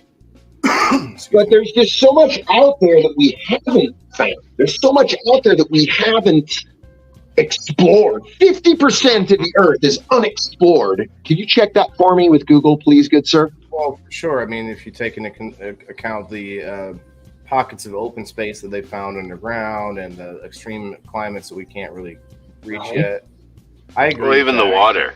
Yeah, Mariana Trench would be right. That's sick. Grand Canyon under the ocean. Look at this, though. I don't know if it's true or not. It's from improbable.com. It says that the whole world's population could fit in the state of Texas. What? Let's see. If we're like right next to each other? Well, no. I'm gonna try and. That's a lot of people, dude. Yeah. China alone? Yeah. Oh, China alone, Taiwan. It's all of that. Any neighbors? Wow. Oh. Yeah. Population Research Institute. One thing too that we have started doing too is building our own islands. Yeah. So that's I think that's going to be a huge thing in the future, is being able to build your own land now. It's really became more popular, especially with celebrities wanting their own private island, their own private place to live, this and that. So I think that's going to definitely take on. So here it is. Sorry, Jason. You finish. No, you're good. I thought somebody else started. The whole world's population could fit in the state of Texas. Amazing. As it may seem, the entire population of the world can be housed in the U.S. state of Texas, and very comfortably indeed, with each person enjoying a living far in excess of that now available to all but the most wealthy. Consider these facts. The land area of Texas is some 262,000 square miles. Currently, UN estimates that the world's population for 12 October 1999 1999. Wow, that's the last time they did a world population, or about 6 billion. Okay, so this is probably an old. That's 20 years ago. But still, though, that's 6 billion. We're over 7 billion now. Yeah, right, but we're over 7 billion. If we take what this says, we're not going to take it as gospel, but 6 billion people could live in Texas with a comfortable life. Wow. Square miles, square feet. Remembering to multiply by a family of 5 would thus occupy more than 6,085 square feet of living space. Even in Texas, that's amazing. Is that taking in consideration of factories and buildings and airports? No, I doubt it. No, they're just living infrastructure. Pardon me. Forgive me. Sure, like no, that's right, yeah, no. And Wayne Bong getting fuck. What am I doing? I'm here talking about skis. It's interesting. It's interesting though. Anyway, it just means that we have more space than we think. It's just about infrastructure and how things are. If it's able to be built in certain places, we have places that are just too soft of ground and things just can't be built there. And it's just weird. The planet. You guys remember that on National Geographic Earth? It'd come up every once in a while. Just be random parts of the planet looking at the science spaceship Earth. What I like is I was watching it the other day. After human civilization or whatever, like they show the progression of like 10,000 years after all of us die, what's going to be left, what buildings will be left, how the animals take over, how everything just kind of overgrows I think everything. It's like cockroaches and Tom Hanks. That's like the only thing that will survive. Yeah, dude. Them episodes are really, really neat. How they do that time lapse and make it look like a show. Would we call a solar flare an extreme weather event? Yeah. I would think so. Hell yeah! Look what it does to your plants alone, bro. Just to like our outdoor environment alone, and by a solar flare, the fact that our skin and our eye, I mean, gee, that is some heavy duty shit right there. Molten lava being flung around at like high rates out in space. That's crazy. Our sun's a crazy, crazy, crazy thing. They're supposed to be coming up with some kind of system that's a lot more accurate to when they happen. The NASA is. I think they had, when they sent that Mars rover to Mars, they had a massive one that hit, and they thought they were going to lose the rover on the way there because it hit the while it was on the way there, but the rover did survive and there took no damage. Wow. Crazy stuff, eh? Yeah. Talk about extreme weather. Like Mars is not our closest planet. It's Venus, if I'm not mistaken, isn't it? Venus. That's the interior planet, but it's really like negative 200 degrees there. We can't reach the surface, so therefore we don't want to go to it because we have to plant our flag. No, they have reached the surface, but the camera only survived like 5 minutes.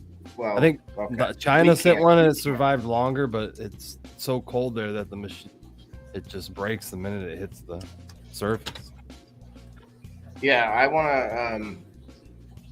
I explored that a little bit on this. There's a YouTuber I used to watch that's like a futurist, and so he talks about like why we don't go there because we could actually go there and have like hanging space stations in the upper atmosphere because it would be exactly the same gravity as Earth.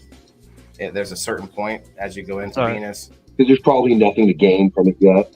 Because we can't plant our flag on the surface. Yeah, we can't steal any resources from it. Exactly. We can't say America.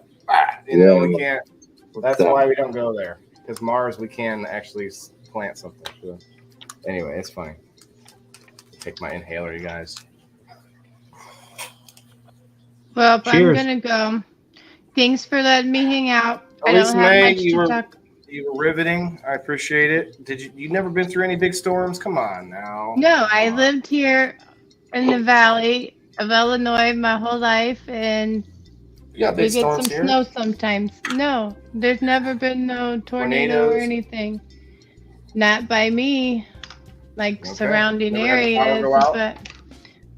But came What's right the cool back thing on. that you do when the power? Oh, okay. You've just been lucky. You better knock on every tree that you find and pick up Let's every get earthquakes out there anywhere, all of you. I'd Earthquakes. you probably probably be in deal with Florida those. on the beach somewhere if it Right. wasn't for hurricanes, but I'm I'm scared of cat. All right, we'll I'm in let you go. California, so you get earthquake. Bye. Have a good night. She Bye, Lisa. reminded me of something. What do you guys do when the power's out? What do you do to keep to pass the time? Like if you have kids, it's different. Like you maybe play a game with them. Hey. I remember being like mid 20s, living with like roommates. And so what we would do is we would move the table closer to the window where we get some light and just play like put a puzzle together or some shit. I sit in the car and I get on live. What if your car's buried and you can't go anywhere? I turn on. If he stayed at home. I sit in my car and I go on live. I kick on the generator and load the shotgun. Generally.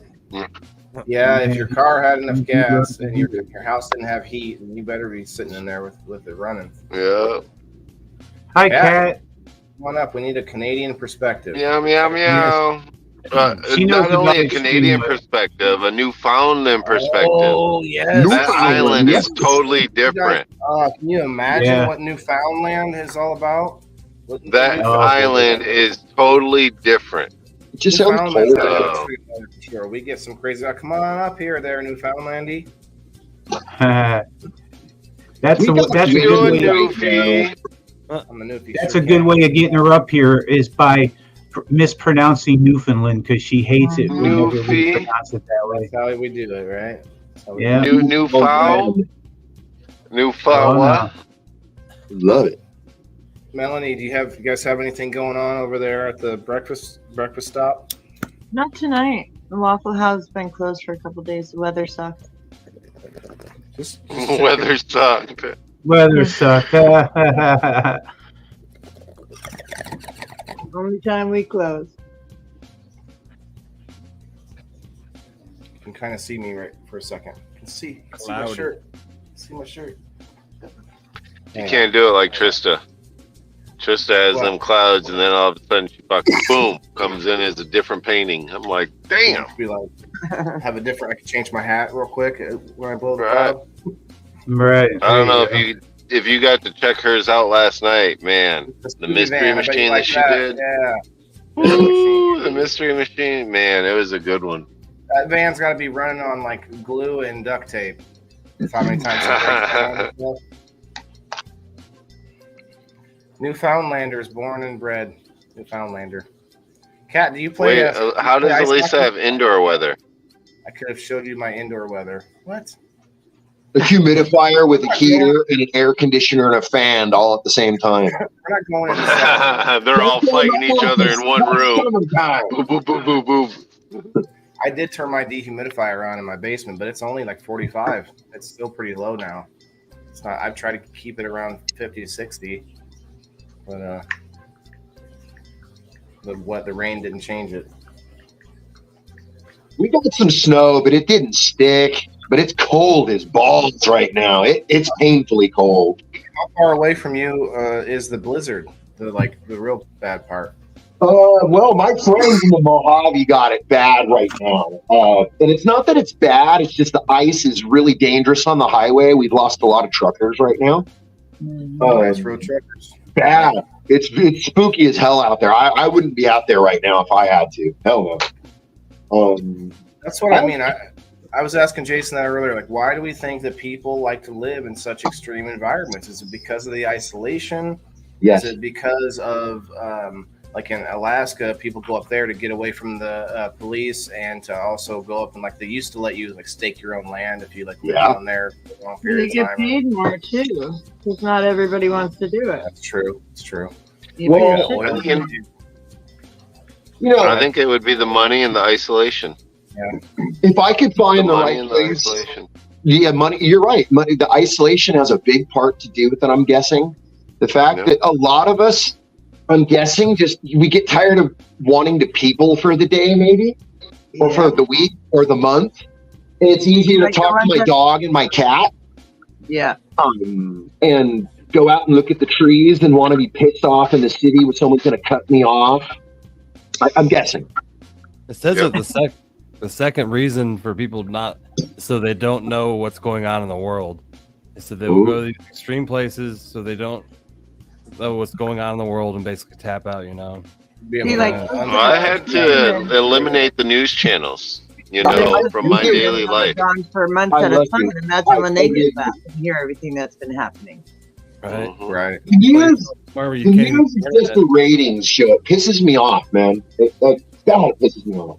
Popularity contest and all that. I mean, it's also a place that they funnel politicians when they come out of office. They get a cushy gig in the news somewhere. Yeah. They just over exaggerate everything, and I know it's their job. No, I know it's their job. It's ratings. They need to get you to be so scared because the storm of the year, the war, or whatever they need. Yep. Well, you might watch Channel 6 instead of Channel 7 news. That's right. So they have to have a. Back in the day, it was a different lady with bigger boobs. Yep. No, you're right. And then it went to you had to have a guy and a girl as the news host. They have topless weather in Europe. Yeah, right. That's cool. I'm okay with that. Like, bro, did you watch the news this morning or the weather? You're wearing a short sleeve shirt. You're like, yeah, I did, but I didn't catch any of the weather part. Yeah, he was so hot in his hairy chest. Wow. I would like to know if people retain it more, because there are them proven facts that certain people will retain different information if they can be, It's entertaining. I believe so. That's why they'll have the funny shows now and all that other stuff. If you think if it's entertaining, we're more apt to listen and pay attention. Even right now, if we were a podcast and none of us were on screen, would we remember it? Would we remember anything that we talked about, or are we going to remember us looking at each other and something that happened, a little bit more than we would just sitting here listening to a program? Well, and now that since you and all of us have friends. Sorry, Melanie, go ahead. I said, please don't forget me. I don't remember what you look like anymore. I know. I thought you were just that circle. That's it. I've turned this into. This is what I look like. This is what I look like right here. This is me, everybody. What's up? Wow, that's kind of scary. I gotta get it. Low key freaky. Anyway, it is kind of crazy. Anyway, I was gonna say something. I can't remember. It's okay. Well, let's talk to Kat. Hi, Kat. Hello. Hi, Kat. What are you doing, girl? I know how you feel with the sleepy kitty. I'm kind of sleepy myself lately with the muscle relaxer. It keeps putting me to sleep. What's up, everybody? Nothing. You're a very sleepy kitty cat again, huh? You look tired, huh? I'm okay. How are you guys? How's our Newfie weather today? The Newfie weather. Actually, tonight it's minus 15 degrees Celsius here, so it's very, very cold again. That's cold. 15 degrees Celsius. So what is that? That is 15 degrees Fahrenheit? It's minus 15 degrees Fahrenheit or Celsius. Oh, right. So I think that would be, what is that Fahrenheit? I believe that's 15 Fahrenheit. It's even colder. 32 degrees Celsius, 0 degrees, isn't it? 0 degrees is 32 degrees. 0 degrees Celsius is 32 degrees Fahrenheit. We'll add 32, yeah. Negative 15 is 5 Fahrenheit. 5 Fahrenheit. That's according to it. Well, the wind chill. That's cold. Because we always do. Do you guys measure the wind chill? Wind chill or wind chill? It's wind chill, not windshield. You know, I always called it the windshield. Windshield, yeah. I was like, yeah, I guess if it's hitting the windshield, it's going to be colder because you're going fast. Like, You're like, yeah, that makes sense. Yeah. We started talking ourselves into it. Hi, Melanie. So fast, you know, that fast speed hitting the windshield. You know, it's just making it extra cold.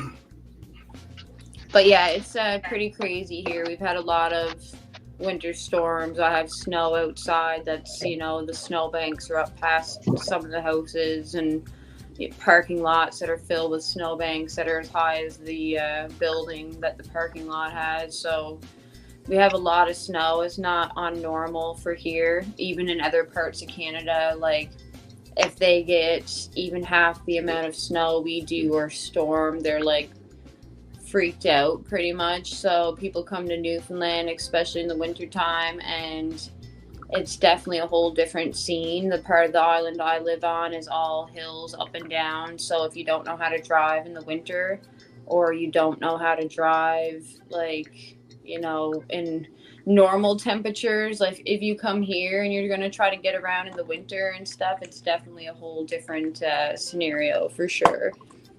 So how long are your winters? Our winters are from probably, I remember by Halloween, I used to be out with like a snowsuit on or something for Halloween, and we'd have snow like, you know, a few feet by that point. The last few years, it's been later December that we've actually started getting our snow and super cold temperatures, but it lasts until end of April, May, you know, beginning of June is finally starting to get nice out.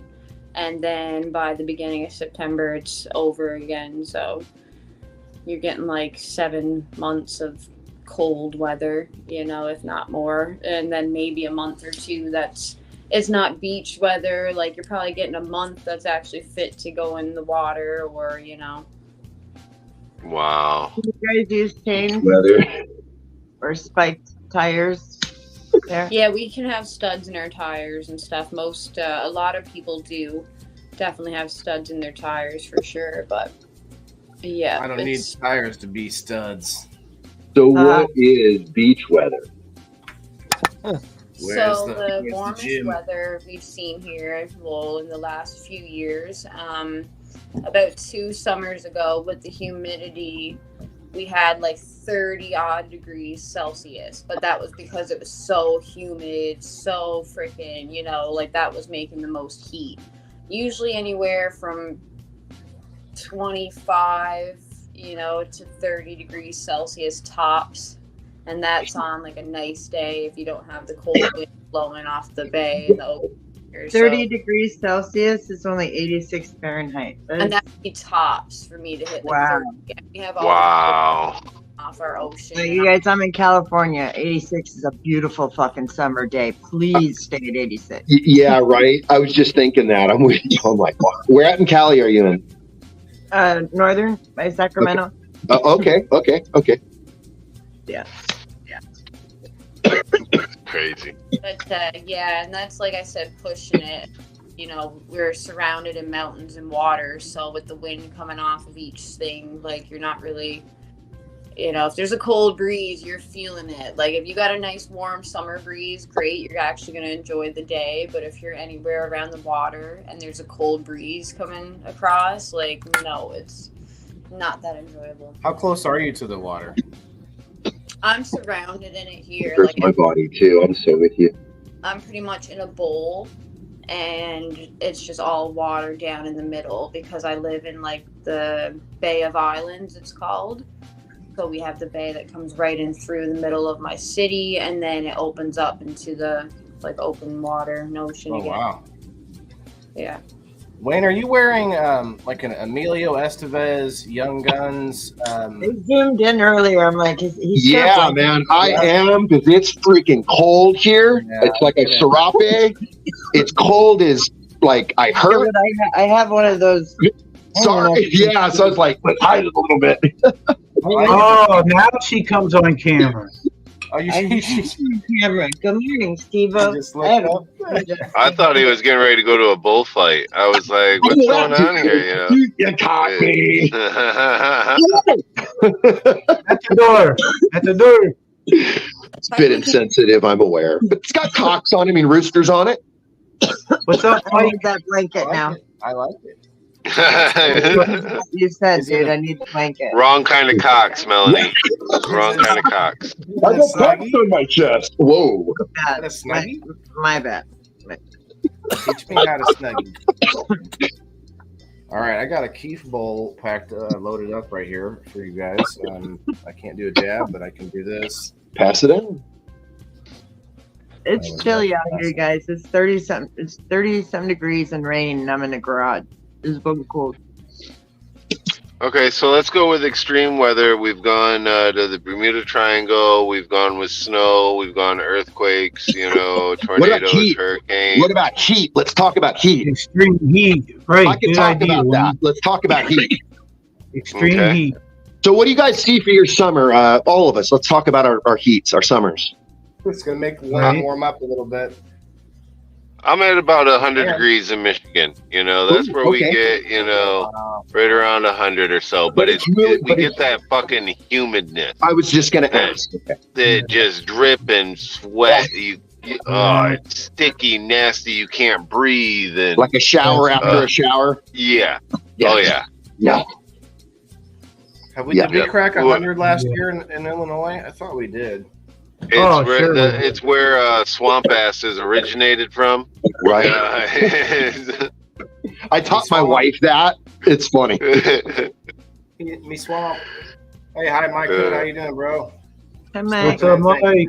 What's up, Mike? Florida was bad when I was there. That was a lot for me. At least in California, the sun is our heat here.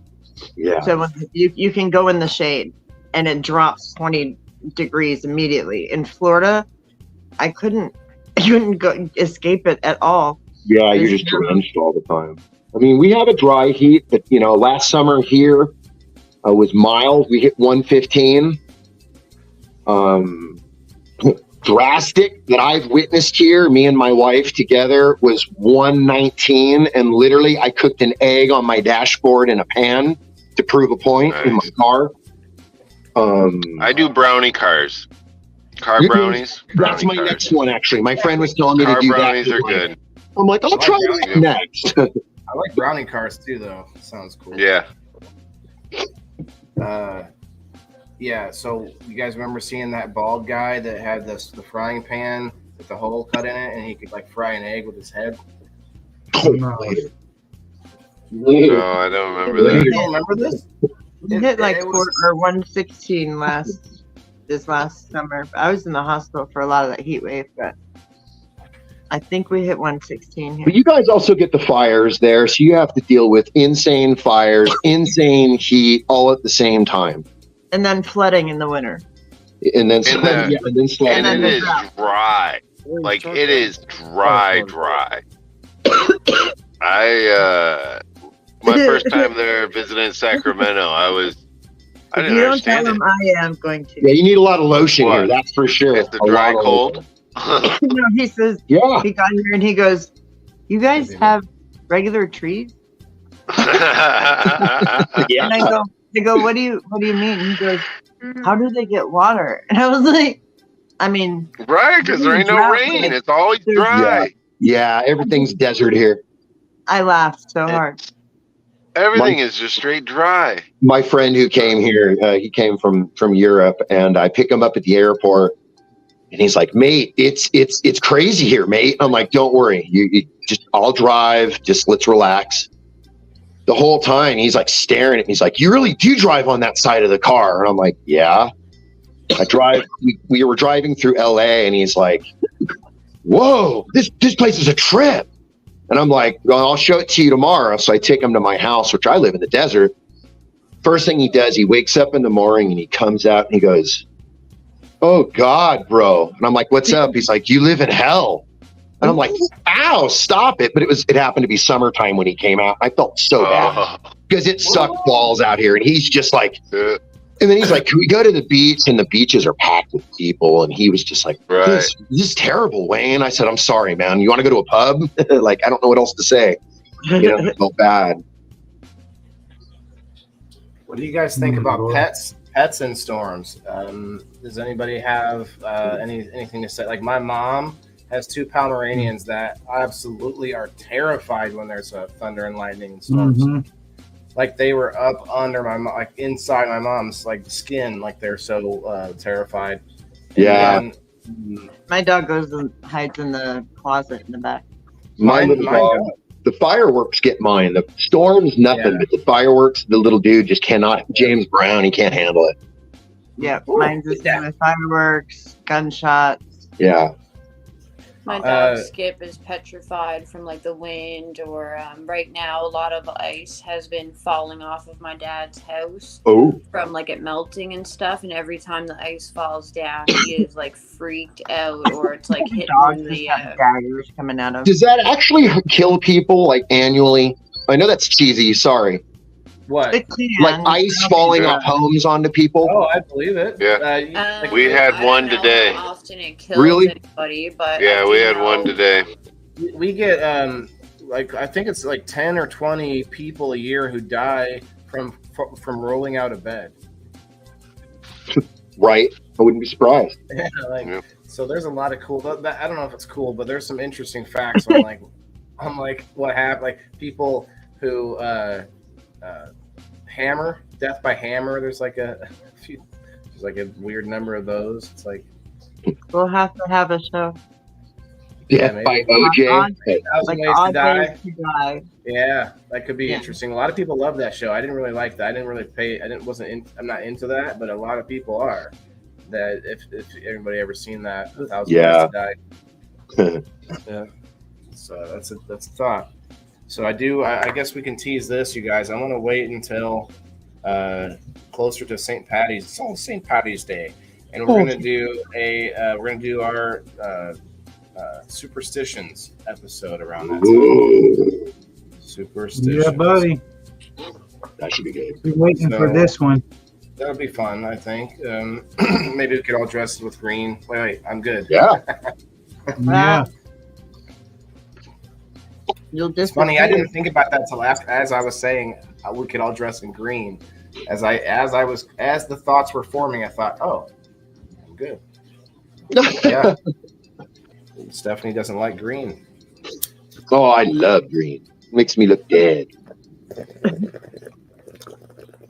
What? Did you say it makes?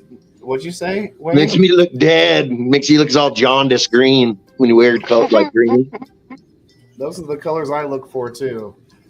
Just the right shade. Well, not everybody is color coordinated for their summer, winter, and fall seasons. Touche.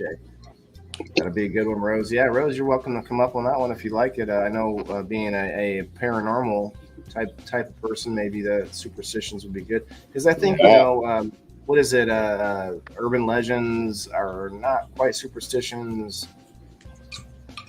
Nah, that's probably a different thing altogether. We could do an urban legends episode. I should write that down. Yeah, superstitions. Hauntings, stuff like that. Cool stuff that people have. We did a paranormal episode, but that's a little different because they actually lump aliens in with paranormal. A lot of people don't know that. Paranormal is just unexplained. But urban legends is a different thing because we can look up stories and different things like that. So I think we could split that hair if we wanted to, right? Yeah. Well, back to our weather. Let's. What about tropical? Back to like the rainforest weather and stuff. You know, there's so much unexplained weather that happens there. There's so much unexplained activity. So many beneficial health stuff that we've gained from the rainforest. Is that because it's untouched? We have no chemicals there. We have no buildings there. We have humans that aren't living there with today's technology that is ruining everything. What is that? Yes. Yeah. I agree with all of it. I think yes to all of it. I think about that for a moment. I mean, They are tearing a lot of the rainforest down to make more farmland. And this is a point I make sort of against the idea that veganism for people that just do that because they don't like to kill animals. It actually, the numbers actually go against that, because you end up killing more ecosystems and more animals by clearing land in order to make more vegetables. So whether or not you eat the animal, so I get it. Like Kat, for instance, there's meats that she doesn't like. That's different than saying I don't eat it because it has a face. That is actually sort of backwards, because you're actually killing more of them by not eating it, which is very funny to think about. But if you think about the way that hunters, if you're a good steward of the land, you are not wiping things out. You are culling herds as they get too big. There's this whole thing, the whole way of handling it where it actually thrives instead of depletes. And if you just keep tearing down like Doc's redwoods or the rainforest and stuff, like we just won't have those things anymore. Right. Well, we all remember their movie Fern Gully. One of the most powerful cartoon movies that is out there to teach children and stuff about nature and the forests and the rainforest and what it actually holds. I remember that movie. That was like amazing. It kind of reminds me of a very old version, almost of like the first Avatar, how they come in with the like big equipment and like destroying their land type thing. I don't know if that makes sense to anybody, but it does. It's kind of, a lot of people equated those two actually. Oh, really? Rose had a good point though. We are going to be re-hitting some of these topics, like specifically, like directly, rather than making offshoots.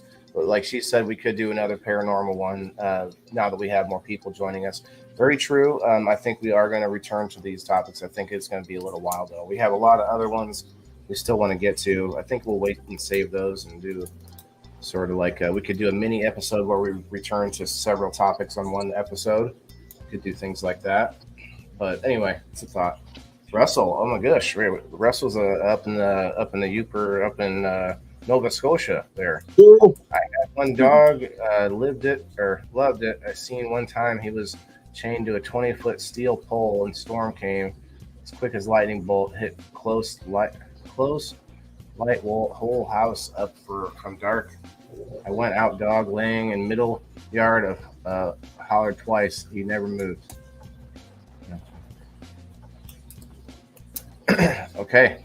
But then he jumped up. You got to rest. I was reading to make sure it wasn't.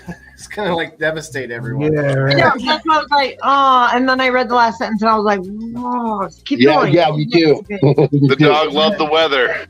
Right. He never moved. I go over. Yeah. And he jumped up and started licking him. Like, just don't leave it where you stopped. It'll be fine. I was going to. I just had to go. I was actually in the process of going back and like, where did I stop at?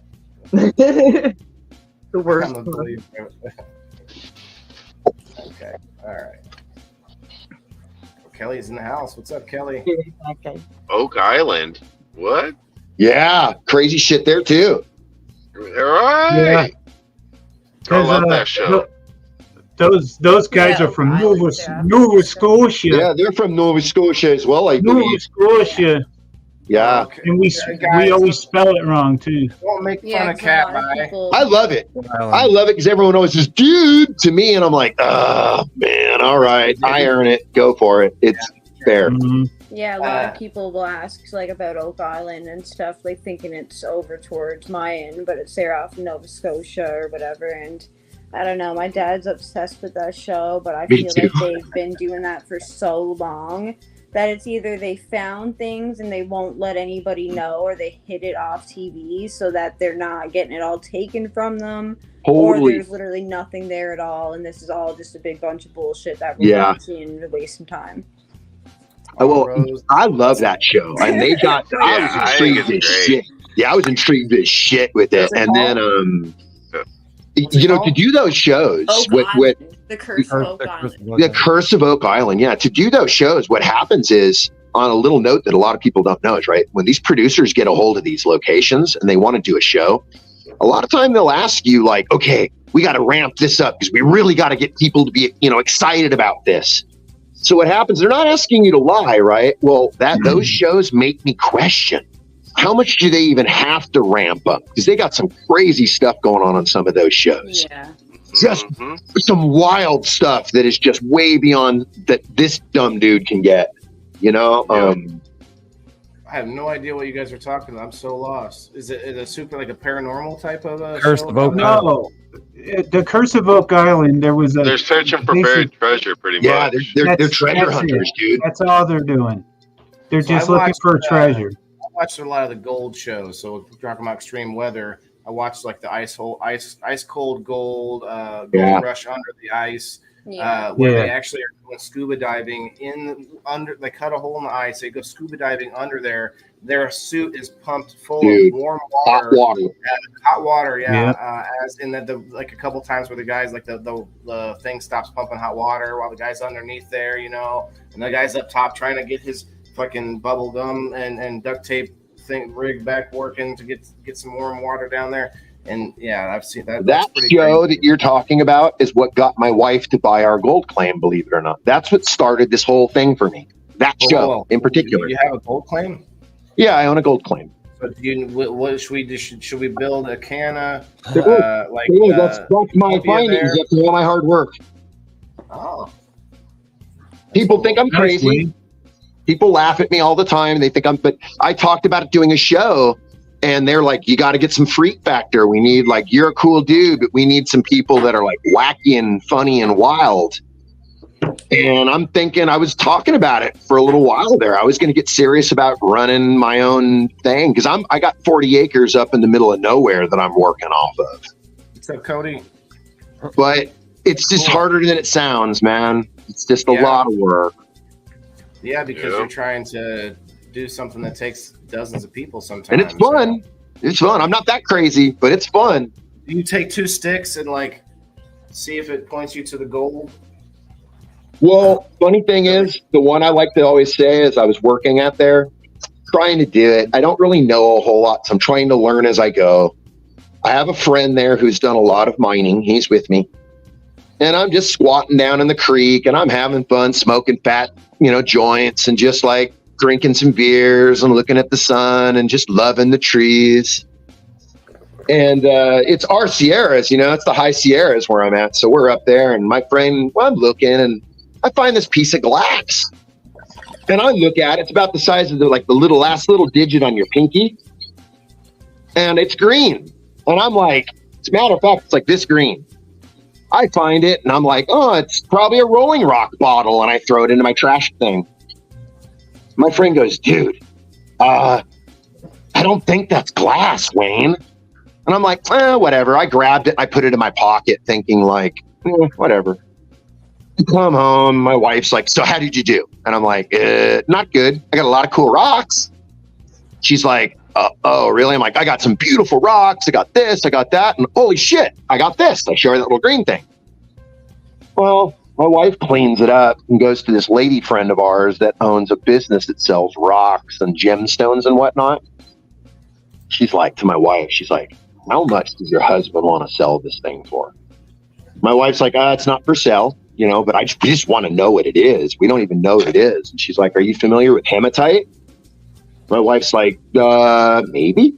So I found a jasper of it, as they call it, but yay big. She offered me $5. The guy next door offered me $2,300 for it. And I was going to throw that thing away. My dumb ass was like, who cares? It's glass. I'm a stoner. And my friend's like, Wayne, don't be stupid, bro. So, yeah. I just recently met a guy who he works for a company that pays him to run I forget what they call them, hot orders of parts out to railroads and to big facilities all over the country. So he takes a van. He has to drive cross country. Well, what he does is on his way back, he stops at all these locations picking up rocks. And at first what he was doing is picking up any rocks until he started getting a handle on it and started figuring things out. And now he literally, oh man, I could send that picture. He sent he was at my house and I took a picture of this. You guys might actually might enjoy this. Let's see. I'm gonna send it to someone in Messenger. Let's see. Anyway, so he picks up rocks and he's getting better and better at it. And who's this person? I enjoy it. It's very cathartic, man.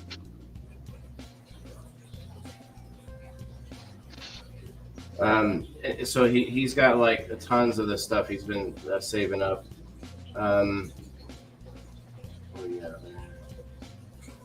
You guys talk amongst yourselves. I'm going to send this picture to Steve-O so that I can get it back in a second. Right on. Well, yeah, that's the thing about extreme weather. It comes in all forms. It comes, everywhere in the country, somebody has extreme weather of some kind at some point, and we all have to deal with it. I'm just glad that everybody's safe today. That everyone made it through these storms. We're going to get the power back. It's only temporary, guys. Oh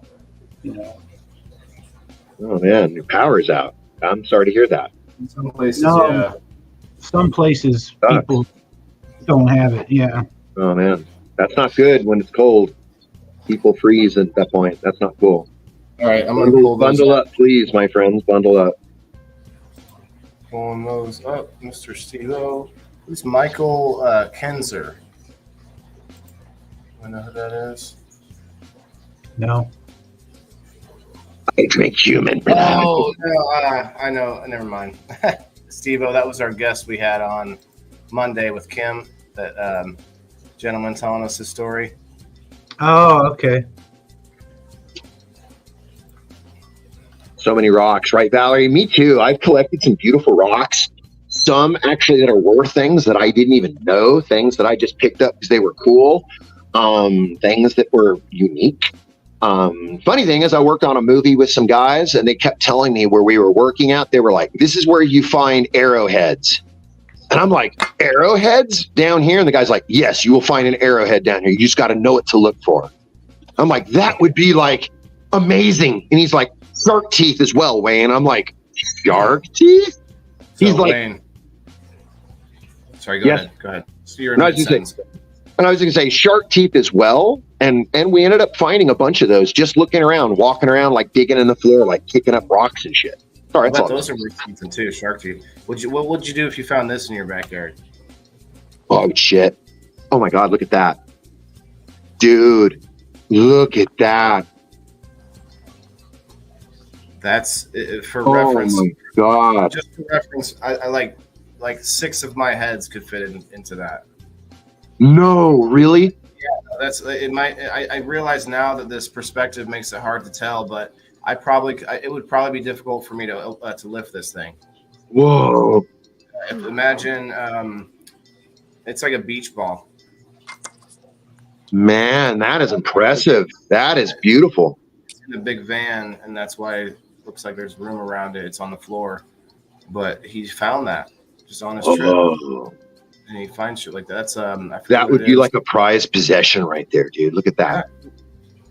Like he has a whole bunch of it, and I asked him. I was like, he kind of reminded me of maybe somebody that's like a flea marketer or something. I was like, okay. let me ask you this: you got a whole house full of this, and like a spare house full of these rocks, right? Because he talks to me about how valuable they are, and I'm like, yeah, but if no one's buying them and you just keep putting them in your house. Like what? At some point, like you don't really have a value anymore. No one wants it. So it's funny. Like that's why in extreme weather situations, doesn't matter how much money you have. It matters how much prepared you are. Right? If you have extra water, if you have filters, if you have extra batteries and flashlights and candles and extra blankets. And if you are able to go out and grab all those things, like say if you aren't prepared, you don't have it at home, and then all of a sudden a storm's coming, like a lot of people do go into that panic. They're like, oh, I don't get paid until, next week or this time. And then they're even more panicked because they don't have like the financial means in that moment to go grab everything needed for a storm and stuff. And a lot of times, sadly, like some places will even put up their prices, because they know people are Yeah, because they know Fuck people that. like here on the island, the price that we were paying for a lot of things when, say, for instance, it wasn't a storm, but like everything with COVID and stuff, and because of trying to get things here on the island, like the prices we were paying were literally double, triple the amount, you know, just like even gas and stuff, for instance, because they know people need it. They know people are panic buying and, you know, If you can storing get up to on it, yeah. everything. Right. And down here, they'll even advertise like, "Oh, storm chips." Like, make sure you get like even just getting people like they're going out and buying like ridiculous like bags of chips and just like so much stuff that's really unneeded because of, you know, what's put out there too. Like it's, I don't know. Same with the storms and the bad weather we've had. Like you see a lot of people. Sorry. Joe Kelly. Joe Kelly says money buys all that. What I'm saying, Joe, is that if you didn't use the money to buy all of that before the said extreme situation, it doesn't matter how many stacks of money you have, you're not going to pay, you know, somebody to fly through, you know, certain types of weather. You're not going to be able to pay for, you know, yeah, people won't supply care. line. Like if stores are Yeah, closed, they're closed. the supply like- line's down. It doesn't matter how much money that you have. Is the point. But that's really shitty to go raising your prices and gouging people. I mean, come on, man. That's actually evil if you ask me. I'm sorry. But that's the thing. They Well, know the look at it. consumers will buy it. So Right, and look at everything that we ran out of. You know, we ran out of toilet paper. paper. We ran out of alcohol, rubbing alcohol. We ran out of hand soap.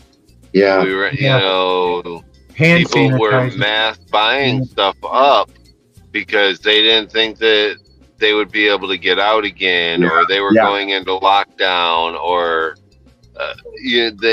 God forbid, they might go a week without power. What's up, Nate? Nate says it was milk and meat where he lives. Wow. What's up, Michael? Well, milk and meat, I mean, survival foods, right on, man. I mean, what if we got EMP'd, right? I mean, what's everybody going to do? Do people know how to forage for themselves anymore? No, and that's part of what my main show is.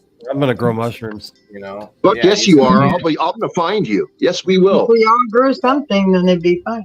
Yeah. Low key, Dan, could you really grow mushrooms once the supply lines are gone and you can't dial in your home and your environment as much anymore? Right. You know how to grow mushrooms outside? I don't think that's doable. Like I think it's all has to be scientific. And so for same thing with me, if I want to grow indoors, that's not going to be possible when I can't replace equipment. And so I want to learn the outdoor stuff as well. I want to know that. And I think we should always know both manual way and the new digital way, obviously. But in the future, I think we should be growing indoors. I just think we should know how to do both.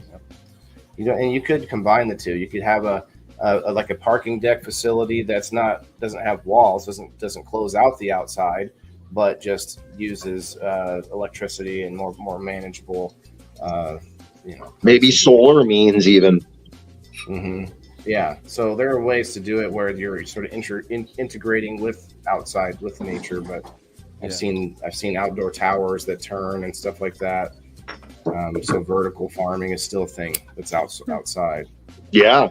But I keep thinking of Dubai though, because Dubai is such a cool place, and it's so unique in the world because nowhere else in the world can build stuff like that. I'm gonna look up pictures from Dubai. Yeah, they got some crazy shit there. If you look up 25 of the craziest things that you'll only find in Dubai, that list is pretty nuts, dude. I just looked at it recently.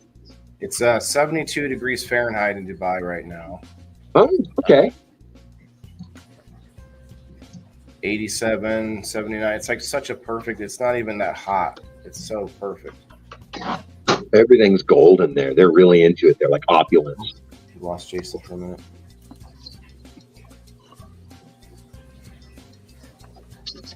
United Arab Emirates, mostly sunny. I want to see pictures of Dubai. Oh man! Oh, look at that! So cool right? looking. Like you just can't do that anywhere else, right? Money. Yeah, well, it's money, yes, but also it's because of their weather. They don't get tropical. Creativity is pretty insane.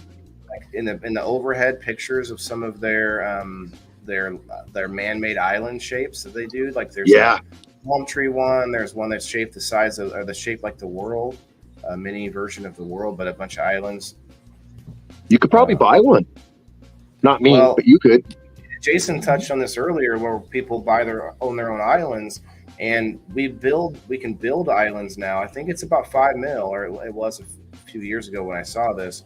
But I think like Mel Gibson has one. I think there's a few people that have them. And you know, a cool $5 million, and they build it, and then they tow it out to wherever you want to go, and then they anchor it. Right. Have your island paradise. You have to bring everything in and out. I'm imagining everything has to be in a supply line. It's like you can't grow anything on it. You can't.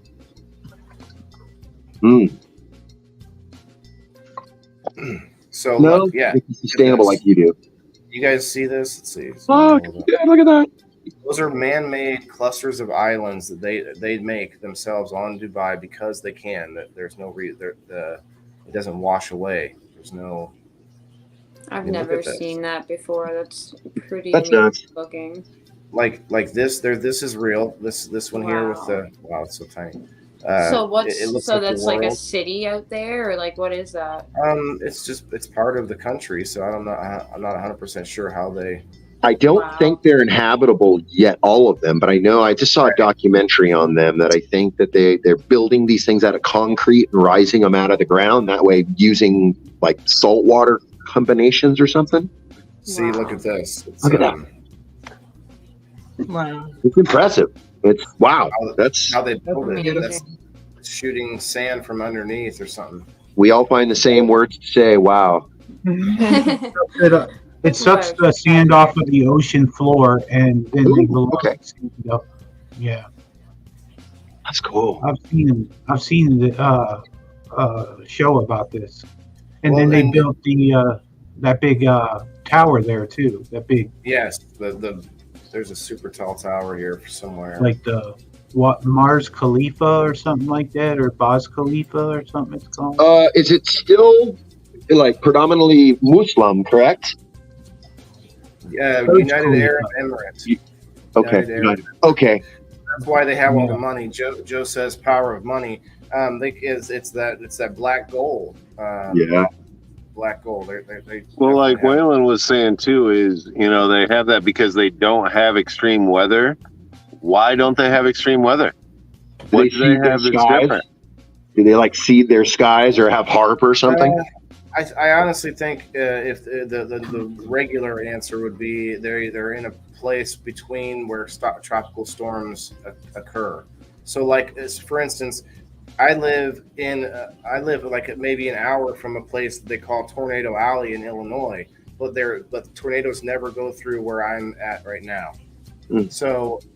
So they just happen to have a place on the sea where in a tropical area where the storms don't happen to go. I don't know why that is. It could be like the tectonic plates.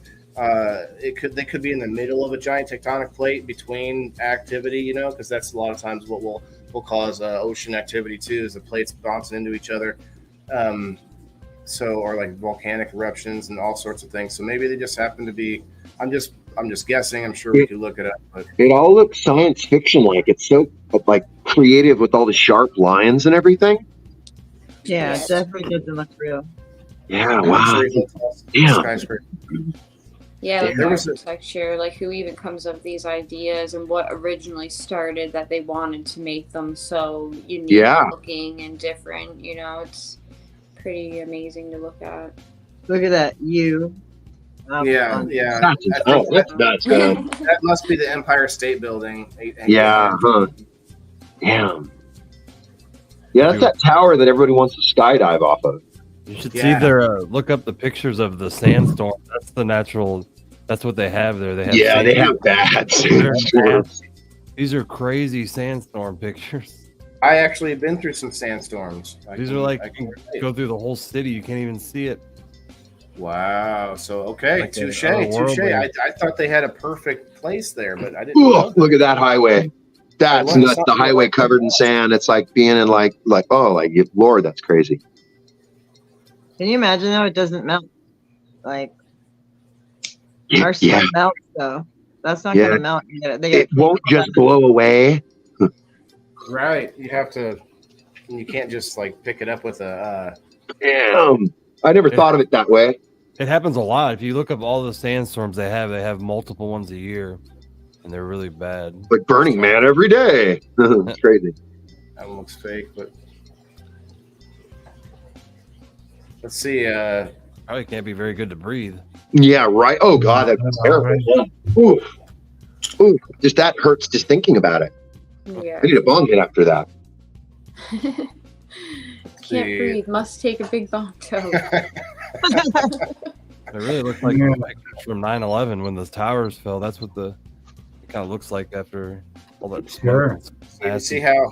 2022. Yeah. Yep.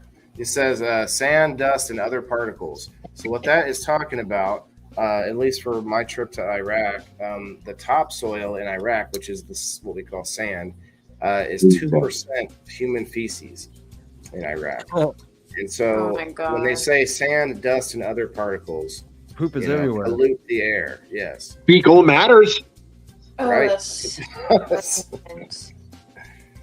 I told you. I said it earlier about the garbage there, where they have like not even a dump, but it's just as far a sea of garbage, and people live in there. So, and that's in 140 degree weather. I think it was about the max that I got through the year. Oh, the smell. Yeah. Yeah, I can't even imagine like how anyone would survive. Yeah. Why would you want to survive at that point? Geez. That's literally just surviving. Yeah. I'm sure a lot of them don't want to be, but and also I guess when you get used to the temperatures, or if it's where you were born and raised to type of thing, you adapt. Well, it's also a war-torn country. So yeah. It wasn't necessarily. I'm guessing people were living there so they could find the best scrap that they could use for other things, whatever it is, materials. Can't we all just get along? I jump off it. Nate? What's the the tower? Yeah, I would. Yeah, the tower. I would jump it too. That'd be fun. I'd love to do some some base jumping. Wingsuiting, yeah, the base jump, and then you have the wingsuit. Now the wingsuit. No, that's a little spooky for me. But the base jumping, I'm down with the up and down. The closest thing that we have to actually putting wings on. Even a hang glider is way too big to make it feel like you got wings. It can go wrong with that. That scares me. You have to be really experienced to do that too. I know. Yeah. I wouldn't just jump into it. No pun intended. No pun intended. Right. Skydives is practicing it. Yeah, like you're doing thousands of jumps before you're going to pull that off. That's nuts. Yeah, I'd love to skydive. I would do that actually. Yeah, I have. It's nuts. I have too. I wouldn't do it again. It's terrifying. Yeah. Really? So my dad went skydiving in Hawaii, and it's actually pretty crazy. He said the little plane that they went up on was super old, very not trustworthy and stuff, but it was his first time skydiving, so we had to have someone, like a professional on with him or whatever it was attached to him. And 2 years after my dad came back from Hawaii, the person that he did the skydiving with died in a skydiving accident 2 years later. And I don't know if it was the same plane or not, but it was the same person that my dad did the skydiving with in Hawaii. So, but yeah, he said he absolutely loved it, would go back again, best thing he ever did. And I'm like, nope, no way in hell. I would not. I can't even imagine getting on a plane, let alone. Right. Plane, cool. Jumping out of them, a little different. I don't know. Back to the weather thing, though, is a lot of people do mountain climb. And a lot of times there's a mountain climbing for the jumping off of the mountain, right? But you have to deal with so many things. And in California, you guys know this, you have like Silos was saying, right next to him, there's a mountain, and boom, he goes from he's in California weather, and then boom, there's snow right over there. Yeah, exactly. And so you got to kind of know both if you're going to be going camping or going out into places like that, wilderness. I'd love to go camping somewhere that's not a campground, but you really got to be much more prepared to do that. You know what's up there, my friend. Yes.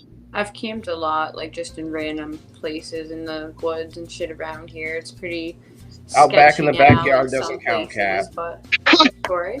Out in the backyard doesn't count, Cat. Not in the backyard, kidding. Waylon. Not in the backyard. Did you have to tie your food up in the tree to keep away from bears and stuff? Or yeah, bears? definitely. Yeah. And you definitely don't want to have any garbage or anything left around. We don't have. You gotta Which do that ones here are in the ones Michigan. that are more aggressive? yeah, you we do. don't have grizzly bears, but we have black bears, I believe. Okay. But we don't have grizzlies, so it's not as bad. But we do have, bears, coyotes, all those sorts of things. But yeah, I went camping in some pretty questionable places in the middle of the woods for sure. There's nothing like pooping in the woods. I'm sorry, ladies. I don't mean to be rude, but there's nothing like living that moment where you're just like out in Mother Nature. Something about camping, something so primitive, I think that is so like good for us. And I think we've become so to our devices, I think, and our like everything's so easy. And I think with camping, man, it's just so real. I don't know. It's easy. I'm sorry, but it's just, I don't know, man. Mother Nature does some beautiful things to us. I don't have volume. We can hear you. I've been fortunate enough. I went out and I've done camping with big tents. I've been out in like a 1675 miners camp style. I love it all. Battery check, everybody. You said you had big what? Mel, do you got 2 devices up? No, it's a glitch. Yeah. Oh. What happened? Yep. You had 2 of your screen, 2. I did until my phone shut down. So Oh. Yeah, mine's overheating. I'm gonna have to get out of here, guys. I was It's just gonna say, I don't know if you guys saw my private message. I was about to say the same thing here. So, yeah, no, it's been a good discussion. We all know that things have gotten better as far as infrastructure stuff, but we should all still be prepared. So, definitely a good discussion, everybody. Appreciate it. Thanks everybody for coming in. Go check out all our lovely folks on the screen, the 42710 Waffle House, you guys. Check out the Rumination Project. Check out me and Steve-O on Monday. Cat KS. And Wayne is just Wayne. Wayne's a good guy. Thanks, Wayne. Yeah, well, thanks for having me up, Waylon. I hope everybody enjoys their night. Thanks. Everybody, have a great night. I'm just going to run with the outro. Peace. all right, guys. Bye. Appreciate everybody. Hey, everybody.